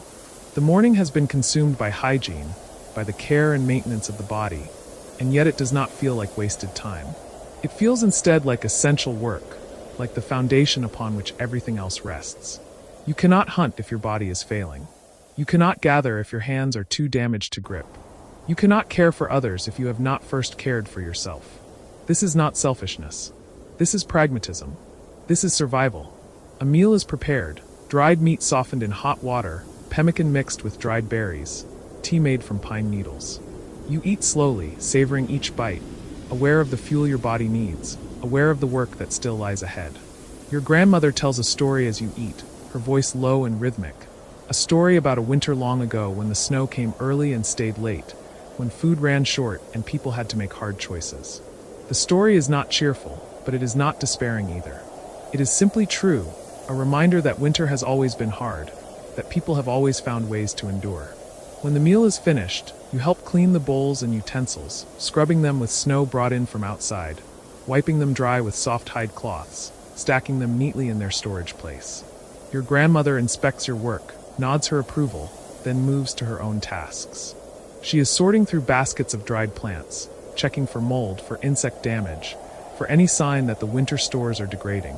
You join her, and together you work through basket after basket, removing anything that shows signs of spoilage, setting aside the good materials, making decisions about what can be salvaged and what must be discarded.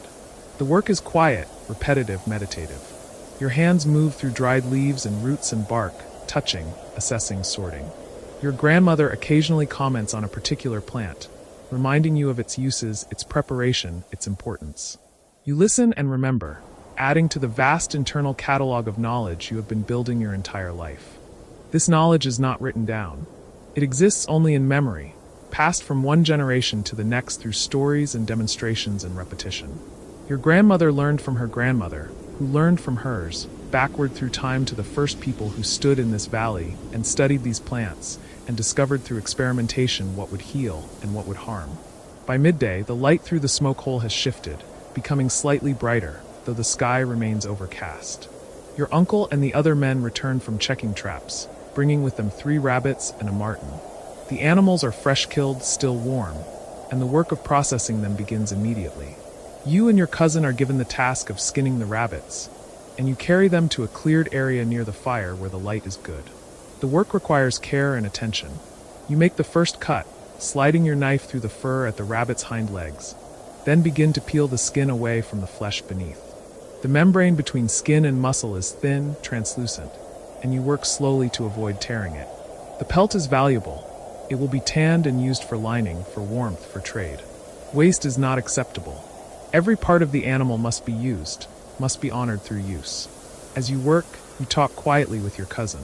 She is planning to marry in the spring, to join with a young man from a village 2 days' walk to the north. She is excited and nervous in equal measure, uncertain what it will mean to leave the family she has known her entire life. You listen, offering reassurance when it seems appropriate, mostly just being present as she works through her thoughts. This too is part of winter's rhythm. The long hours of work that create space for conversation, for the sharing of internal landscapes, for the building and maintaining of relationships that will sustain you through the hard times. The rabbit skins come away clean, and you set them aside for scraping and tanning. The meat is cut into portions and added to a pot that hangs over the fire, joining turnips and dried corn and water to become a stew that will feed the household through the day and into the evening. The bones are saved, to be boiled later for broth, for the marrow they contain, for the tools they will become once they are cleaned and dried. Your aunt takes the rabbit entrails outside, placing them in a designated spot where scavenger birds will find them. Nothing is truly wasted. What you cannot use, others will.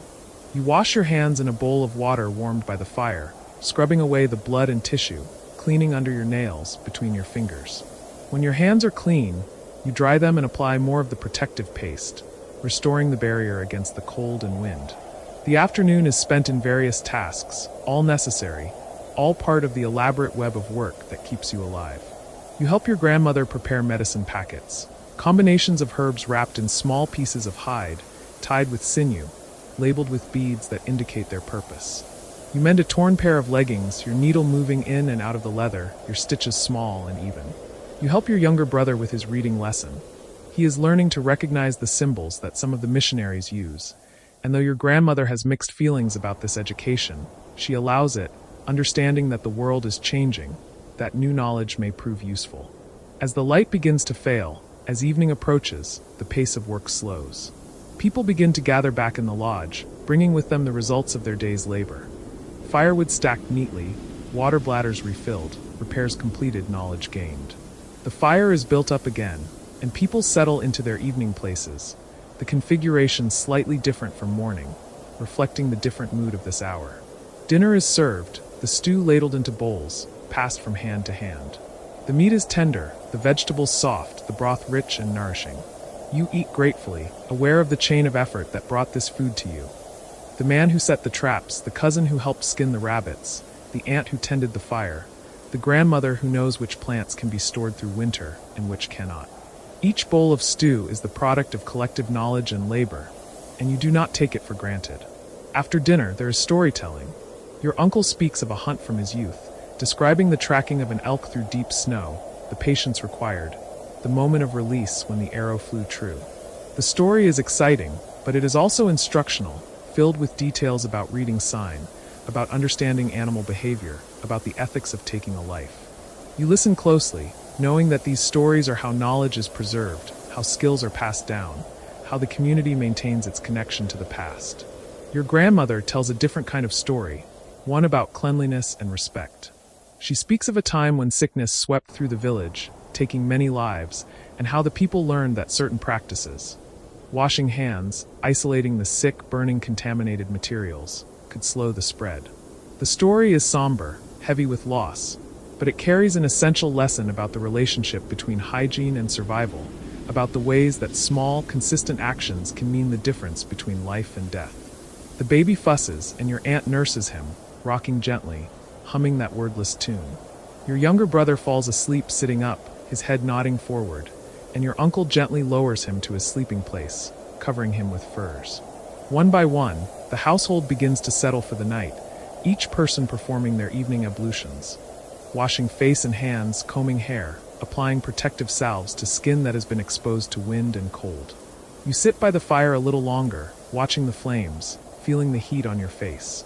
Your grandmother joins you, and the two of you sit in companionable silence. She does not need to speak to communicate what she wants to tell you. Her presence is enough, her survival through so many winters a testament to the importance of the practices she has taught you. You understand that what you have learned is not just about staying clean, not just about protecting skin or preventing illness. It is about discipline, about ritual, about the ways that caring for the body becomes a form of caring for the spirit, about the ways that consistency and attention create the foundation for endurance. Eventually, you too prepare for sleep. You wash your face one last time, the water cool now, the fire burning low. You braid your hair loosely for sleeping, apply a final layer of protective paste to your hands and face, wrap yourself in your sleeping furs.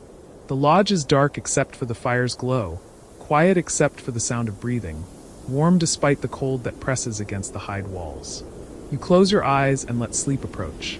Outside, the wind rises again, testing the village's defenses, probing for weakness. But inside, you are warm, you are clean, you are cared for. You have done the work the day required. You have maintained your body, your tool, your home. You have honored the practices passed down through generations.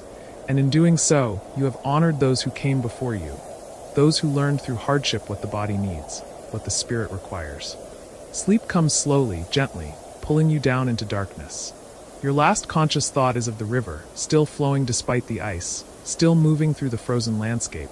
A reminder that even in the depths of winter, even in the coldest, hardest moments, life persists, water flows, and tomorrow will come with its own demands, its own gifts, its own quiet opportunities for care and attention, and the small, essential acts that make survival possible. You wake before dawn on a morning when the air itself seems to have solidified, when each breath requires a conscious decision to draw the cold into your lungs and release it again as a pale cloud that hangs briefly before your face.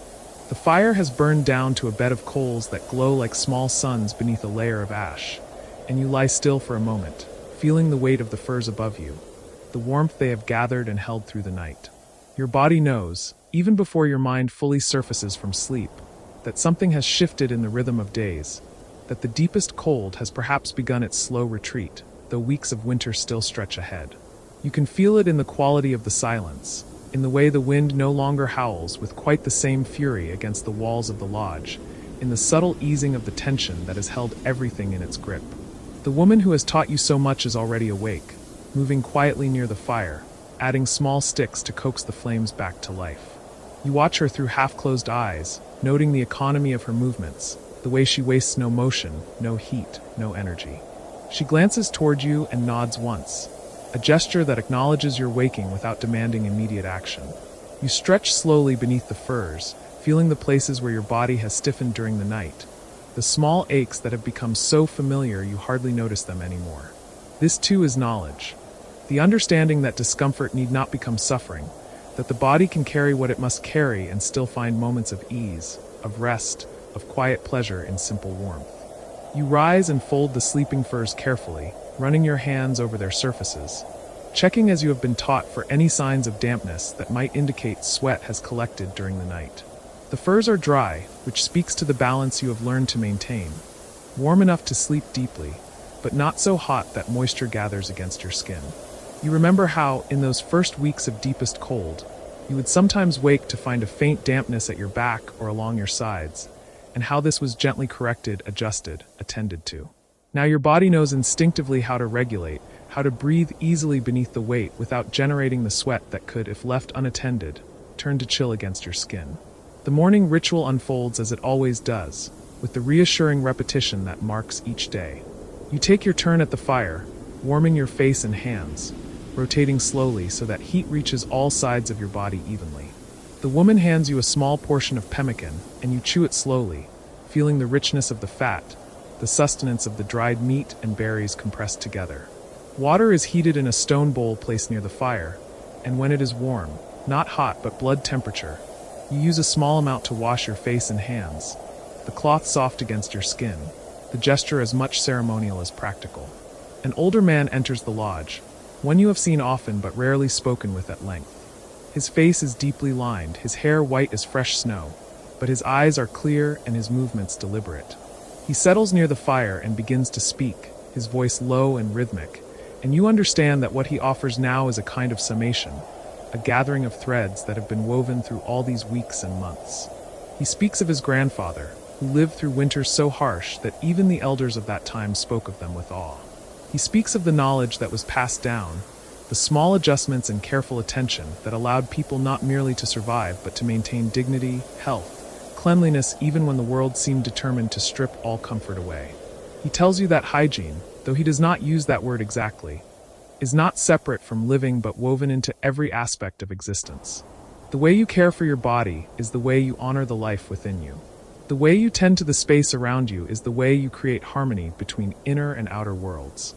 He speaks of how, in the old times, people understood that cleanliness was not about washing away the body's natural state, but about maintaining balance, about removing what needed removing and preserving what needed preserving.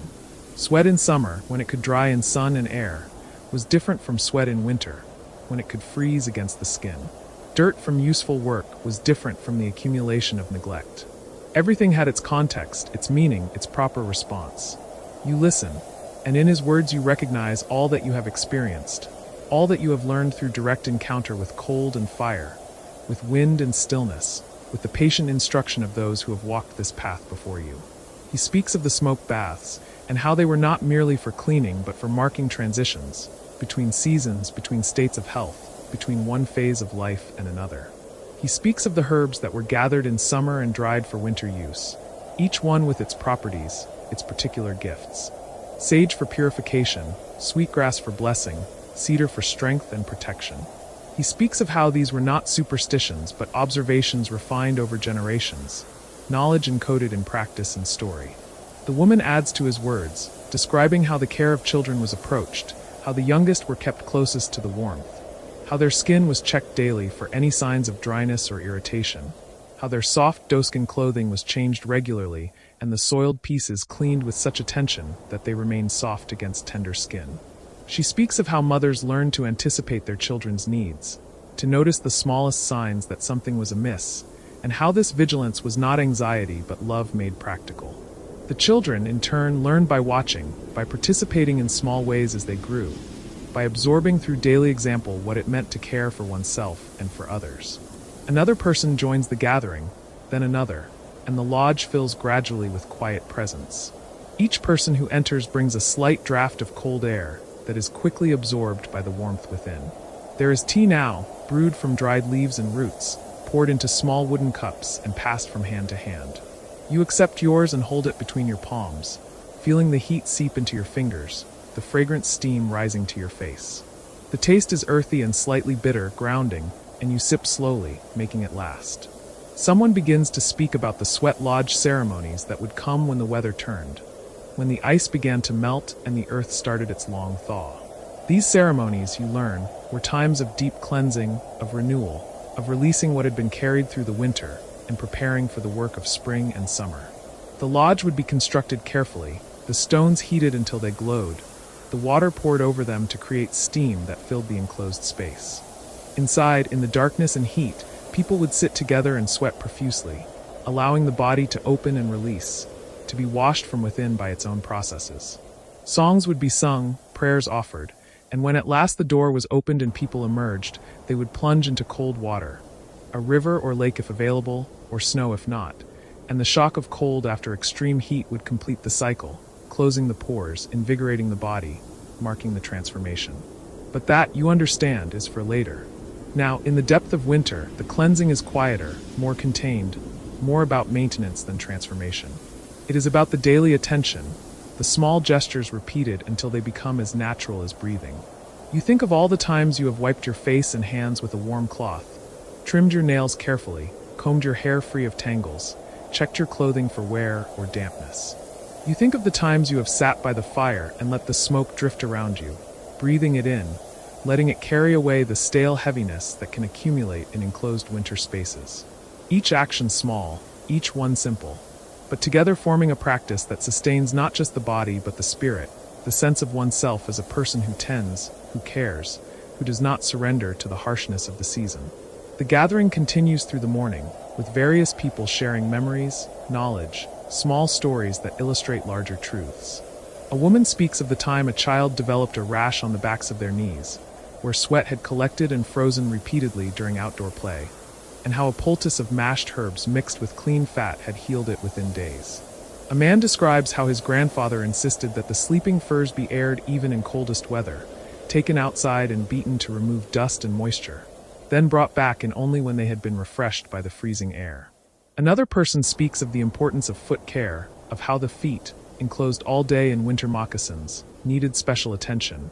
Washing, drying thoroughly, checking for any signs of frostbite or fungal growth, massaging with rendered fat to keep the skin supple.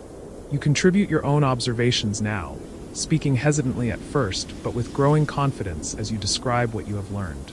You talk about the difference between the quick wipe with snow and the more thorough wash with warmed water. You describe the rhythm of smoke bathing, how it has become part of your routine every few days, how you can feel the difference it makes in your breathing, in the clarity of your thoughts. You mention the care of teeth, how the frayed willow twig has become familiar in your hand, how the practice of cleaning your mouth each morning and evening has made your gums healthier, your breath fresher. People nod as you speak, and you realize that in sharing what you have learned, you are participating in the very process that has sustained this knowledge across generations. The passing of experience from person to person, the collective wisdom that belongs to no one individually, but to all communally. The old man speaks again, and his words now turn toward the future.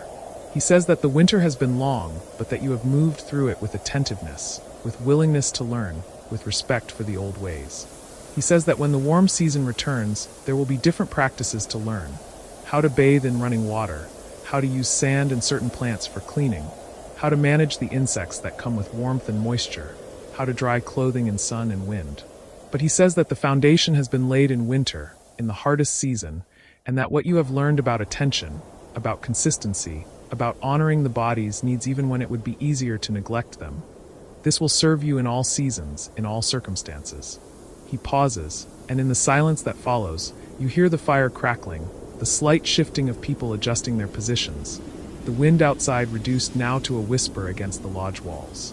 He says that cleanliness, in the deepest sense, is about relationship with your own body, with the water and fire and earth that sustain you, with the people who share this life, with the ancestors who learned these lessons so that you would not have to learn them alone. He says that when you wash your face with care, you honor your ability to see. When you keep your hands clean, you honor your ability to touch, to make, to offer. When you tend to your feet, you honor your ability to walk the earth. And when you maintain the space around you in cleanliness and order, you honor the life that happens within that space.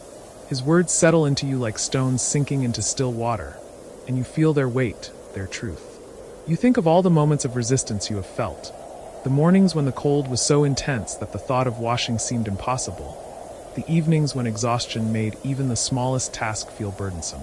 And you think of how, each time, you moved through that resistance, not by force but by returning to the simple fact of the action itself. The cloth in your hand, the warm water, the smooth motion across your skin, the immediate, tangible result, a feeling of freshness, of renewal, of having met yourself with kindness rather than neglect. The gathering begins to disperse gradually, people rising and leaving in ones and twos, each one offering a quiet word or gesture as they go. The lodge empties until only you and the woman remain, sitting across the fire from each other. She looks at you for a long moment, her expression unreadable but not unkind. Then she reaches into a pouch at her side and withdraws something wrapped in soft leather. She hands it to you, and when you unwrap it, you find a comb carved from bone, its teeth smooth and even, its handle decorated with a simple pattern of lines and dots. She says that it belonged to her mother, who received it from her grandmother. She says that it is a tool, yes, but also a reminder that the care of one's body is not vanity but necessity, not luxury but foundation. She says that you have learned well, that you understand now what many never fully grasp. that hygiene is not separate from survival, from dignity, from the preservation of self in the face of circumstances that would strip everything away. She says that the comb is yours now, to use and to care for, and someday perhaps to pass on to someone else who needs to learn these lessons. You hold the comb carefully, running your thumb over the carved handle, feeling the smoothness of the bone, the weight of history and intention it carries. You try to find words to express what this gift means, but they seem inadequate. Instead, you simply bow your head in acknowledgement, in gratitude, and she nods once, satisfied. The day continues, and you go about the tasks that have become routine. You step outside into air that, while still cold, no longer carries the savage bite of deepest winter. The sun is higher in the sky, its light brighter even if its warmth is still faint. You walk to the place where snow is clean and untrodden, and you scoop some into your hands, letting it melt slightly against your palms before you bring it to your face. The cold is shocking and invigorating, and you rub it over your cheeks, your forehead, your neck, feeling your skin tighten and awaken. You dry your face on a soft piece of hide and stand for a moment, breathing deeply, looking out over the white expanse that surrounds the encampment. In the distance, you see figures moving, people checking trap lines, gathering firewood, tending to the tasks that sustain communal life. Smoke rises from several lodges, the gray columns ascending into the pale sky. Dogs bark somewhere, children laugh, and these ordinary sounds feel like evidence of resilience, of life persisting even when the world is hard. You think about how each person in this community maintains their own hygiene practices, how each one contributes to the overall health and cleanliness of the group, how individual care and collective well-being are inseparable. You return inside and set about preparing for the smoke bath you have planned for yourself. You select dried sage from the bundle hanging near the door, crumbling the leaves between your fingers, releasing their sharp, clean scent. You build up the fire slightly, then place the sage on the hot stones arranged near its edge. The smoke rises immediately, thick and fragrant, and you position yourself to let it wash over you. You remove your outer layers and stand in the smoke, turning slowly, lifting your arms, letting it reach every part of your body. You close your eyes and breathe it in, feeling it fill your lungs, your throat, your head with its clarifying presence. Time becomes fluid in the smoke, measured only by the rhythm of your breathing, the slow rotation of your body. You think of nothing in particular, allowing thoughts to rise and drift away like the smoke itself. When the sage has burned completely and the smoke begins to thin, you dress again and sit by the fire to comb your hair with the bone comb you have been given. You work through the strands patiently, starting at the ends and working upward, gently loosening any tangles, smoothing the hair until it falls in clean, even lines. The repetitive motion is meditative, and you find yourself thinking about all the hands that have held this comb, all the heads of hair it has moved through, all the mornings and evenings it has marked. The afternoon brings a task you have been anticipating, the thorough cleaning of your winter clothing. You have learned that this must be done periodically even in cold weather, that garments accumulate body oils, smoke, small particles of dirt and food, and that if left unattended, these accumulations can begin to degrade the materials, can harbor insects, can create unpleasant odors. You take each piece outside and beat it thoroughly with a smooth stick, watching the dust rise and disperse in the cold air. You check the seams carefully for any signs of lice or other parasites, finding none. You inspect the leather for any places where it has become stiff or cracked, rubbing small amounts of rendered fat into these spots to restore suppleness. The inner layers, the pieces that sit closest to your skin, you bring inside to wash. You heat water in the stone bowl until it is comfortably warm, then add dried soaproot that has been pounded into powder. The water becomes slightly sudsy, and you work each garment through it, pressing and squeezing gently, watching the water darken as it absorbs the accumulated residue of weeks of wear. You rinse each piece in clean warm water, then press out as much moisture as possible before hanging the garments near the fire to dry. They will take time, perhaps a full day, to dry completely in the winter air, but the result will be clothing that feels fresh against your skin, that carries no stale smell, that has been renewed by attention and care. While the garments dry, you turn your attention to your sleeping area, removing all the furs and taking them outside to air. You sweep the floor of the lodge where you sleep, using a bundle of stiff grasses tied together, gathering up any debris or dust. You check the area for any signs of moisture, for any problems that might need addressing. Finding everything in good order, you bring the furs back inside and arrange them carefully, creating the layers that will keep you warm through the night. The bottom layer thickest for insulation from the cold ground, the middle layers for warmth, the top layer smooth and comfortable against your skin. Evening comes, and with it a meal shared with several others in the lodge. There is stew made from dried meat and roots, thickened with rendered fat, and everyone eats slowly, talking quietly between bites. The conversation turns to plans for early spring, to the work that will need to be done when the ice breaks and the rivers begin to flow. There is talk of fishing, of gathering the first fresh greens that will emerge from the earth, of repairing and constructing lodges that have been damaged by winter storms. Someone mentions the sweat lodge ceremonies that will mark the transition, and there is a sense of anticipation in the words, a looking forward to the ritual cleansing that will wash away winter and welcome the returning warmth. After the meal, you perform your evening routine with the same care you have brought to morning rituals. You wash your face and hands, clean your teeth with the willow twig, comb your hair once more. You check your feet, washing them in warm water and drying them thoroughly, examining the skin for any problems, massaging them gently to restore circulation after a day of being enclosed in moccasins. You attend to your nails, keeping them trimmed short and smooth. Each action is small, but you have come to understand that these small actions are what sustain health, what prevent minor issues from becoming major problems, what maintain dignity and self-respect even in the most challenging circumstances. Before you lie down to sleep, you stand outside for a moment, looking up at the night sky. The stars are brilliant in the clear, cold air, countless points of light scattered across the darkness. The moon is waning now, a silver crescent that offers little illumination, but whose presence is nonetheless reassuring. You breathe deeply, filling your lungs with the clean, cold air, and you think about how far you have come since those first bewildering days of deep winter. You think about all you have learned, not just the practical techniques of maintaining hygiene in harsh conditions, but the deeper lessons about patience, consistency, community, and the honoring of life through care of the body. You think about the old man's words, about hygiene as relationship, and you understand now what he meant. Every time you wash, you are in relationship with water. Every time you sit by the fire, you are in relationship with heat and light. Every time you use the comb or the willow twig or the soft cloth, you are in relationship with the materials that have been gathered, prepared, and offered for your use. And every time you care for yourself, you are in relationship with your own life, acknowledging its value, its worthiness of attention and tenderness. Inside the lodge, you slip beneath the sleeping firs and feel their familiar weight settle over you. The fire has been banked for the night, glowing coals providing gentle warmth and a soft red light.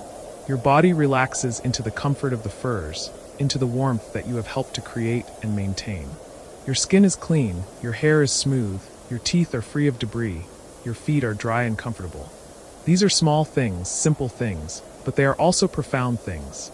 Evidence that you have not surrendered to the harshness of winter, that you have maintained yourself with dignity and care, that you have honored the body that carries you through each day. As sleep begins to claim you, your last conscious thought is of continuity, of the unbroken chain of knowledge and practice that stretches back through generations and that you are now part of.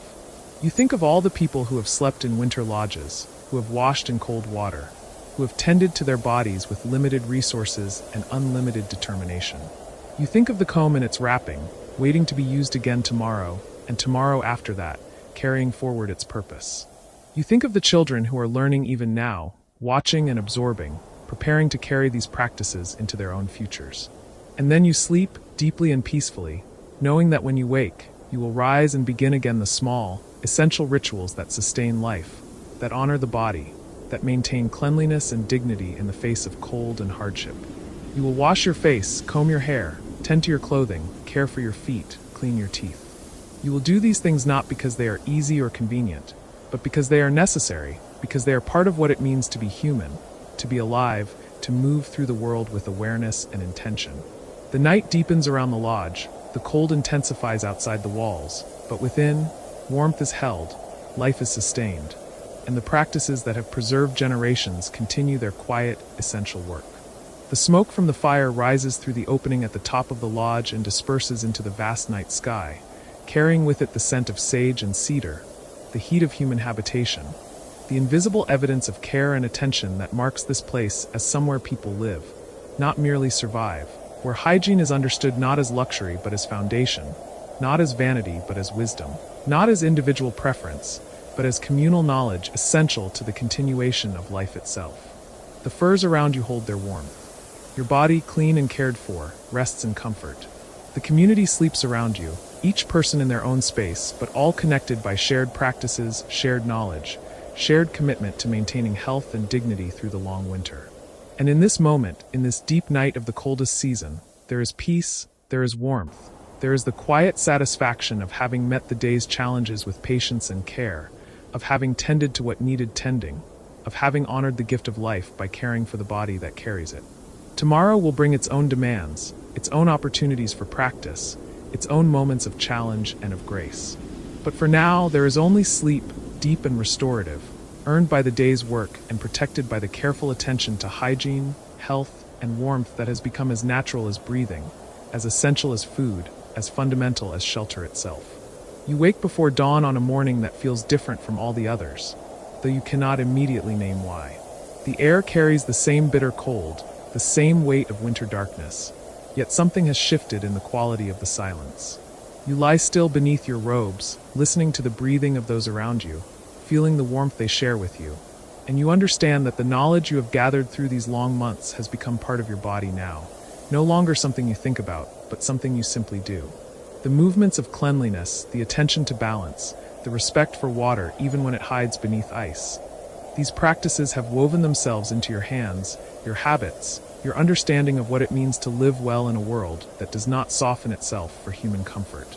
You rise carefully, moving through the dim interior with the quiet efficiency that winter has taught you. Your body knows where the basins rest, where the warmed stones wait, where the dried plants hang from the frame poles overhead. You prepare yourself for the day with the same attention your grandmother showed you those many weeks ago, when the first snow was still fresh, and you did not yet understand how the smallest acts of care would sustain you through the deepest cold. You wash your face with water heated over coals, feeling the warmth open your skin, feeling your awareness sharpen and focus. You rinse your hands and wrists, letting the water carry away the heaviness of sleep, and you dry yourself thoroughly with a soft hide, knowing that moisture left on skin invites the cold to settle deeper into your flesh. Around you, others are beginning their own morning rituals, each person moving through the practiced sequence of washing and preparation that marks the boundary between sleep and wakefulness. There is no hurry in these movements, no sense that this time is being stolen from more important tasks. This is important. This is foundational. You have learned that the communities who survive winter best are not those who rush through the necessities of cleanliness to get to the work of the day, but those who understand that cleanliness is part of the work, part of the structure that holds life together when the world outside grows hostile and unforgiving. Your grandmother is already awake, seated near the fire with her hands wrapped around a wooden cup of pine needle tea. She watches you with eyes that seem to hold both assessment and approval, and when you meet her gaze, she nods once, a small gesture that communicates volumes. You have learned well. You have become someone who can carry these practices forward, who can teach them to others when the time comes, who understands not just the actions but the reasons beneath them, the philosophy that connects cleanliness to health, health to community, community to survival, survival to the land itself. You drink your own cup of tea slowly, feeling the warmth descend through your chest and settle in your belly. The taste is familiar now, comforting in its constancy, and you remember how strange it seemed at first, how you did not understand why people would drink something so bitter when water was available. Now you know the medicine in these needles, the way they protect against the weakness that comes from eating only dried meat and stored roots through the long months when green things sleep beneath the snow. You know that this tea is part of the intricate web of practices that keeps your community strong, that nothing is arbitrary, that every small act has been refined through generations of observation and necessity. The light outside begins to change, the absolute darkness giving way to the deep blue that precedes sunrise. You dress in layers, each piece of clothing chosen for its ability to protect without trapping moisture against your skin, and you step out into the morning cold. The shock of it never entirely fades, no matter how many times you experience it, but you have learned to breathe through it, to let your body adjust rather than fighting against the sensation. The snow crunches beneath your feet with a sound that tells you the temperature has dropped even further during the night, that the cold has intensified in that particular way it does when the sky is clear and the stars burn with fierce brightness overhead. You make your way to the washing area, where others are already gathering with their wooden bowls and hide cloths. The routine is familiar now. Break through the thin ice that has formed overnight in the basin, draw water, carry it to a sheltered spot where the wind does not cut so viciously, perform the abbreviated washing that winter demands. You clean your hands thoroughly, your face, the back of your neck. You rinse your mouth and spit into the snow, watching the small dark spot it makes against the white expanse. These actions ground you, remind you that you are a body that requires maintenance, that cleanliness is not vanity but necessity, that the respect you show your physical self is connected to the respect you show your community and the world that sustains you. When you return to the lodge, breakfast is being prepared. A thin soup made from dried meat, roots, and herbs that have been stored since autumn. You eat slowly, savoring the warmth more than the taste, and you notice how the steam rises from your bowl in delicate spirals, how the warmth collects in your hands where they wrap around the wooden container. Small pleasures have grown larger in the deep winter. You have learned to find satisfaction in things you once took for granted. The absence of hunger, the presence of warmth, the company of people you trust, the knowledge that you are clean, that your body is cared for, that you have done what needs to be done to maintain your health and dignity. After the meal, you help with the washing of bowls and utensils, carrying them to the designated area where gray water is disposed of carefully, always away from clean water sources, always with attention to the fact that even in winter, contamination can spread, illness can take root, carelessness can have consequences that ripple outward through the entire community. You scrub each bowl with fine sand and rinse it thoroughly, then dry it completely before returning it to its place. The repetition of these tasks has become meditative, a way of being present in your body and your moment that requires no thought but offers a particular kind of peace. The day unfolds in the slow rhythm that winter imposes. There is work, repairing tools, processing hides, crafting new cordage from plant fibers that were gathered in the warmer months. But the work is paced differently than it would be in summer, when urgency drives action and the days stretch long and full of possibility. Winter work is measured, deliberate, conserving energy, while still accomplishing what must be accomplished. Between tasks, you rest, you talk quietly with others, you listen to stories that older members of the community tell about past winters, about times when the snow came even deeper, when the cold lasted even longer, when the strength of the people was tested, and they endured because they remembered the old ways, because they did not abandon the practices that connected them to health and balance. Your grandmother tells a story about a winter when she was young, when sickness moved through several communities because people had begun to neglect the small rituals of cleanliness, thinking that in the depths of cold, such things mattered less, that survival was only about food and warmth. The sickness spread from person to person, moving through the lodges like smoke, and many died before the survivors understood what they had forgotten. After that winter, she says, the elders gathered and spoke seriously about the importance of maintaining all the traditions, not just the ones that seemed most obviously connected to survival. They understood then, if they had not understood before, that cleanliness was not separate from survival but integral to it, that the practices of washing and bathing and maintaining purity of air and water were as essential as hunting and gathering, as storing food and building shelter. You listen to this story with the full attention of someone who has learned its truth in their own body, in their own experience.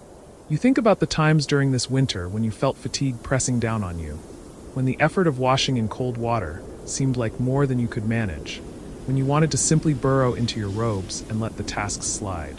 But you did not let them slide. You did what needed to be done, and because you did, you remained healthy, your skin remained strong, your spirit remained clear. The connection between these things is no longer abstract to you.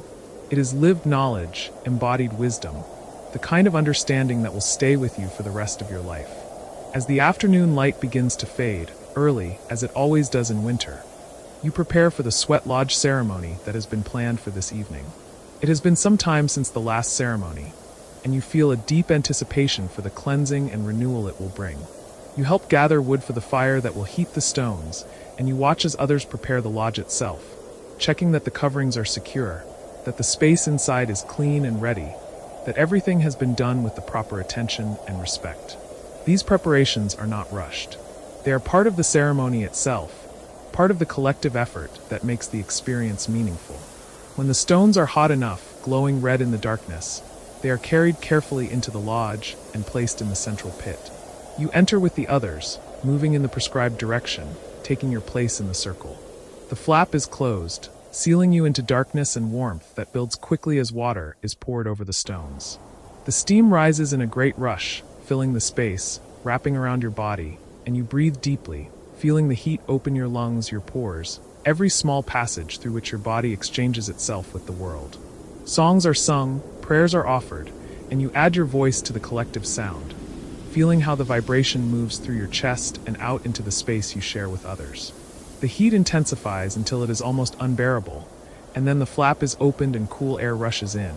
And you understand again this teaching about extremes, about the way heat and cold work together to strengthen the body, to purify not just the physical self, but something deeper, something that lives in the boundary between body and spirit, between individual and community, between human and the vast mystery of existence.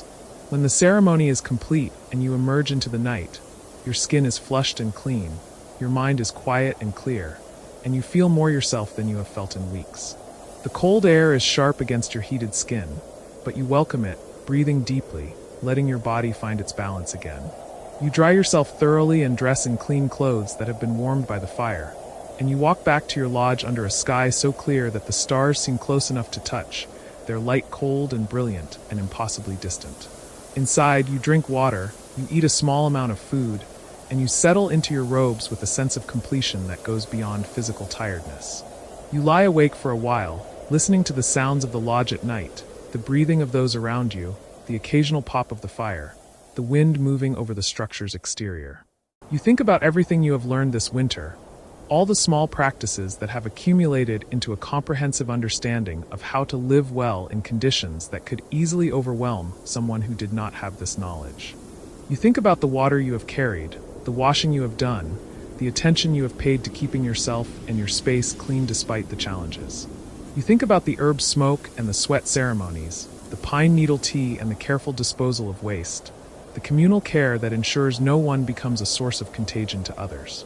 You think about how all of this is connected, how it forms a coherent whole, a system of living that has been refined over countless generations, each one adding their observations, their innovations, their understanding to the collective wisdom that is now yours to carry forward.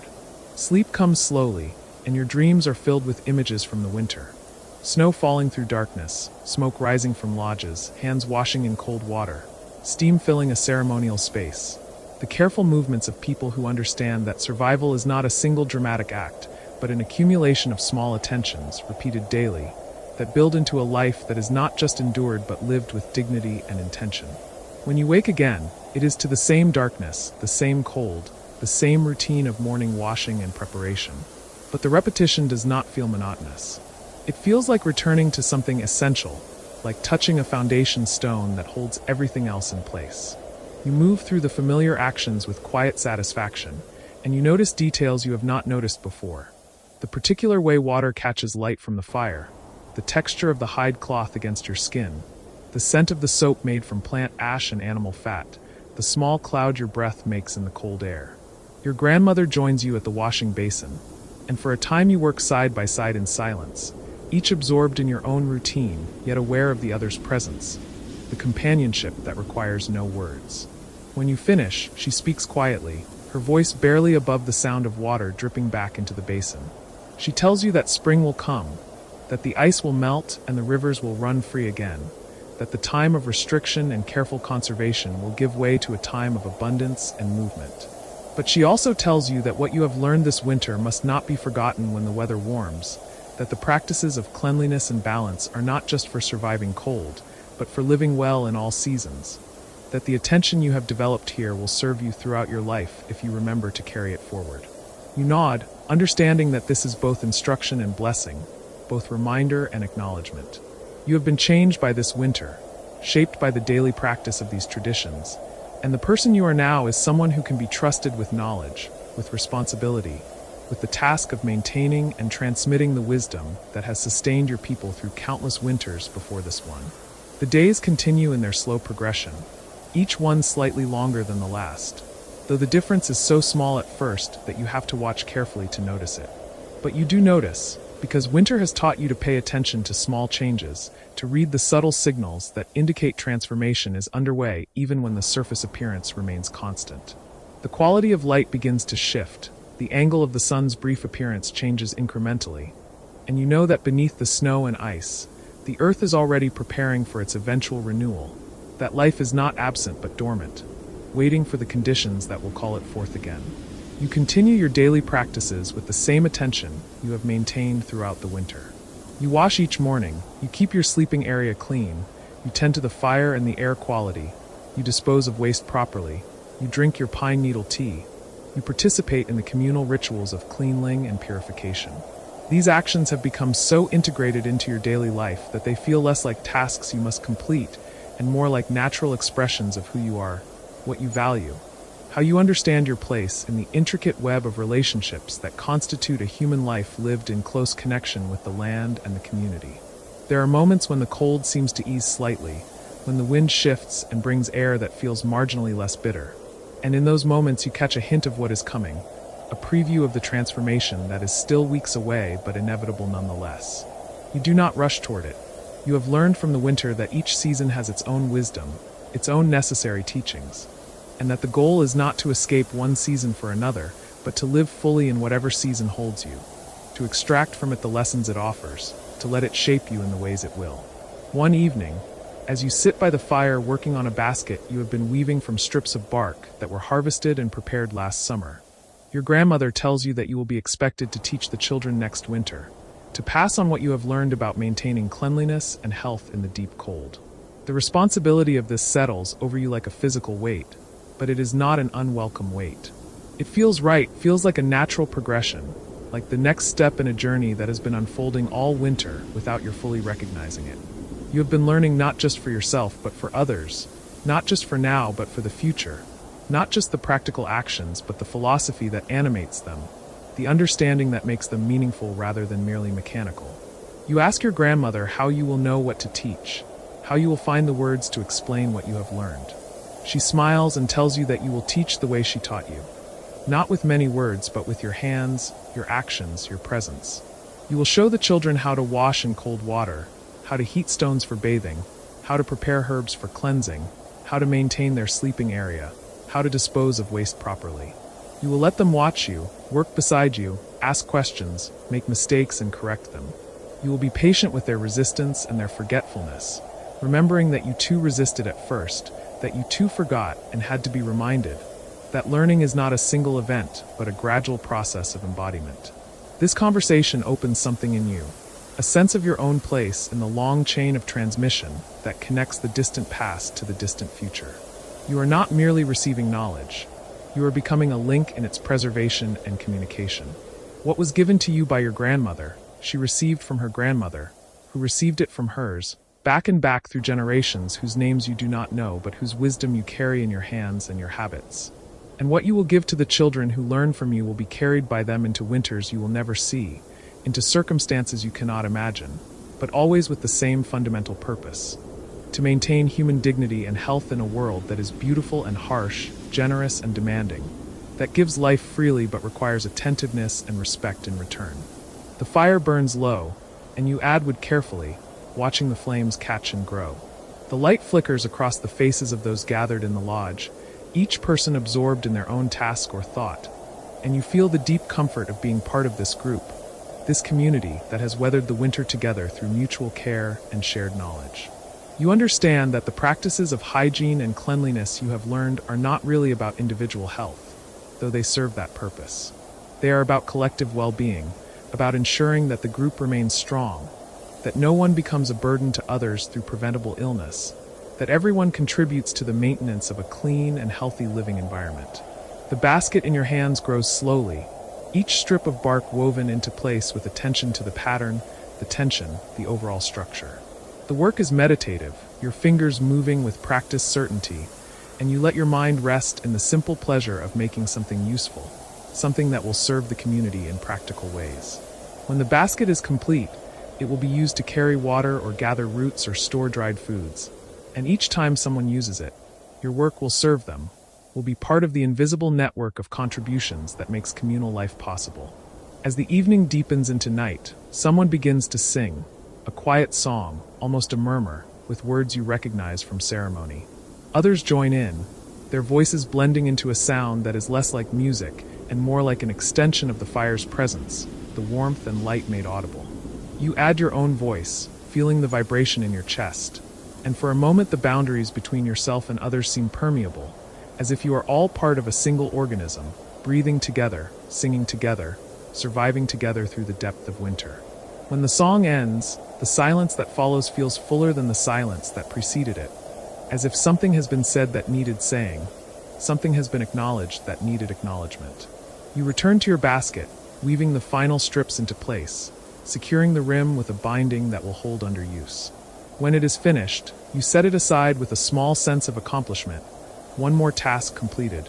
One more contribution made to the collective resources that sustain everyone through the cold months. Sleep comes earlier tonight, your body heavy with a pleasant tiredness that speaks to work done well, to a day lived with attention and care. You settle into your robes and close your eyes, letting the sounds and warmth of the lodge surround you, and you drift into sleep with the feeling that you are held, that you are safe, that you are part of something larger and older than yourself, something that has endured and will continue to endure, because people like you learn what needs to be learned and do what needs to be done, day after day, winter after winter, generation after generation. In your dreams, you walk through a landscape transformed by spring. The snow has melted, revealing earth that is dark and rich and ready for seeds. Water runs freely in streams and rivers, sparkling in sunlight that feels warm on your face. Green things push up through the soil, unfurling leaves and stems toward the sky, and you kneel to touch them, to welcome them back, to remember that this too is part of the cycle, that winter's restriction gives meaning to spring's abundance, that the practices that sustained you through the cold will continue to serve you in the warmth, adapted but not abandoned, carried forward because they are not seasonal wisdom but lifelong wisdom, not temporary measures but permanent values. When you wake, the lodge is still dark, the fire reduced to glowing coals, and for a moment you remain still, holding on to the dream, the feeling of warmth and growth and renewal. Then you rise and begin again the practices that have become your foundation. The washing, the attention to cleanliness, the small acts of care that maintain your health and dignity regardless of the season or the circumstances. You move through the dim interior with quiet competence, and as you wash your face and hands in water warmed over the coals, you feel gratitude for what you have learned, for the teachers who showed you, for the ancestors who developed these practices through careful observation and transmitted them across time, for the community that maintains them still, for the body you inhabit and the consciousness that allows you to understand your own participation in this ancient and ongoing conversation between human beings and the world that holds them. The day begins as every day begins, with small tasks faithfully completed, with attention given to what needs attention, with care offered where care is needed.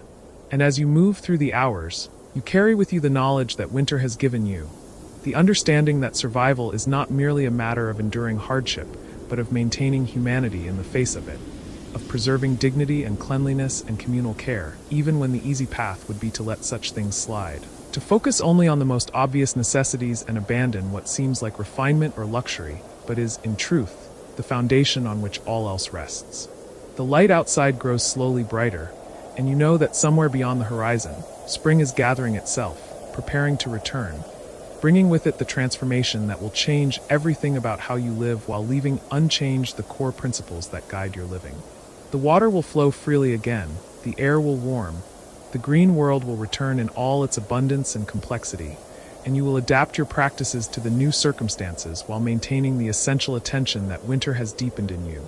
The awareness that cleanliness is health, health is community, community is respect, respect is survival. Survival is not merely continuing to exist, but continuing to exist as fully human, as someone who honors both body and spirit, both self and others, both the practical necessities of life and the deeper values that make life worth living. You stand at the threshold of the lodge, looking out at the winter landscape that has been your home and your teacher for these long months, and you feel something that is not quite goodbye, but more like acknowledgement, like gratitude, like the quiet recognition that passes between teacher and student when the lesson has been learned and integrated and made permanent. The snow stretches away in all directions, white and endless and beautiful in its austerity, and the cold air fills your lungs with sharpness that makes you feel utterly present, utterly alive, utterly connected to this moment and this place and this body that has carried you through the depths of winter into whatever comes next. Behind you, in the lodge, the community continues its morning routines. each person moving through the practiced sequence of actions that maintain cleanliness and order and health. The sound of their movement is comforting, familiar, a reminder that you are not alone in this practice, that hygiene is not an individual concern, but a collective responsibility, that the care you show your own body is part of the care the community shows itself, that all of it is woven together into a single coherent system of living that has sustained your people through countless winters, and will sustain them through countless more if each generation learns what needs to be learned and teaches what needs to be taught, and remembers that the old ways are not old because they are outdated, but because they are enduring, because they have been tested by time and found to be true, because they work, because they matter, because they connect you to something larger than yourself and deeper than any single season. You step back inside, letting the hide flap fall closed behind you, sealing in the warmth, and you return to the work of the day with hands that are clean and ready, with a mind that is clear and focused, with a body that has been maintained through all the small attentions that winter has taught you are not optional, not decorative, not secondary, but essential, fundamental, the ground on which everything else is built.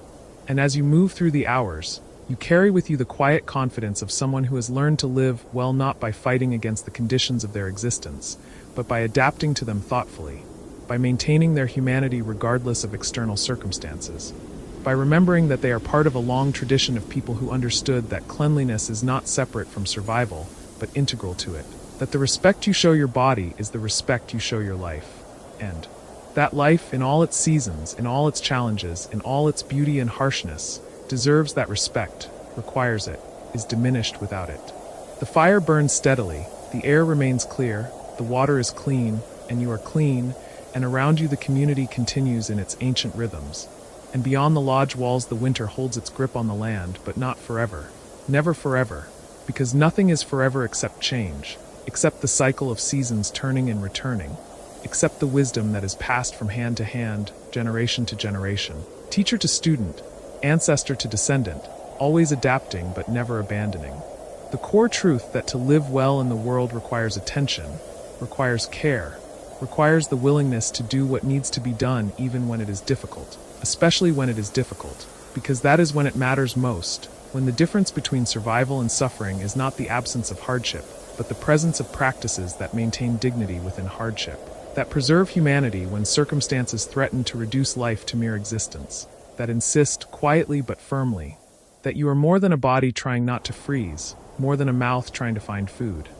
You are a person connected to others, carrying forward the accumulated wisdom of your people, participating in the ongoing effort to live not just longer but better, not just to endure but to endure with grace, with cleanliness, with attention to the small things that gathered together become everything that makes a human life truly human, truly lived, truly worthy of the gift of existence in this beautiful, harsh, generous, demanding world.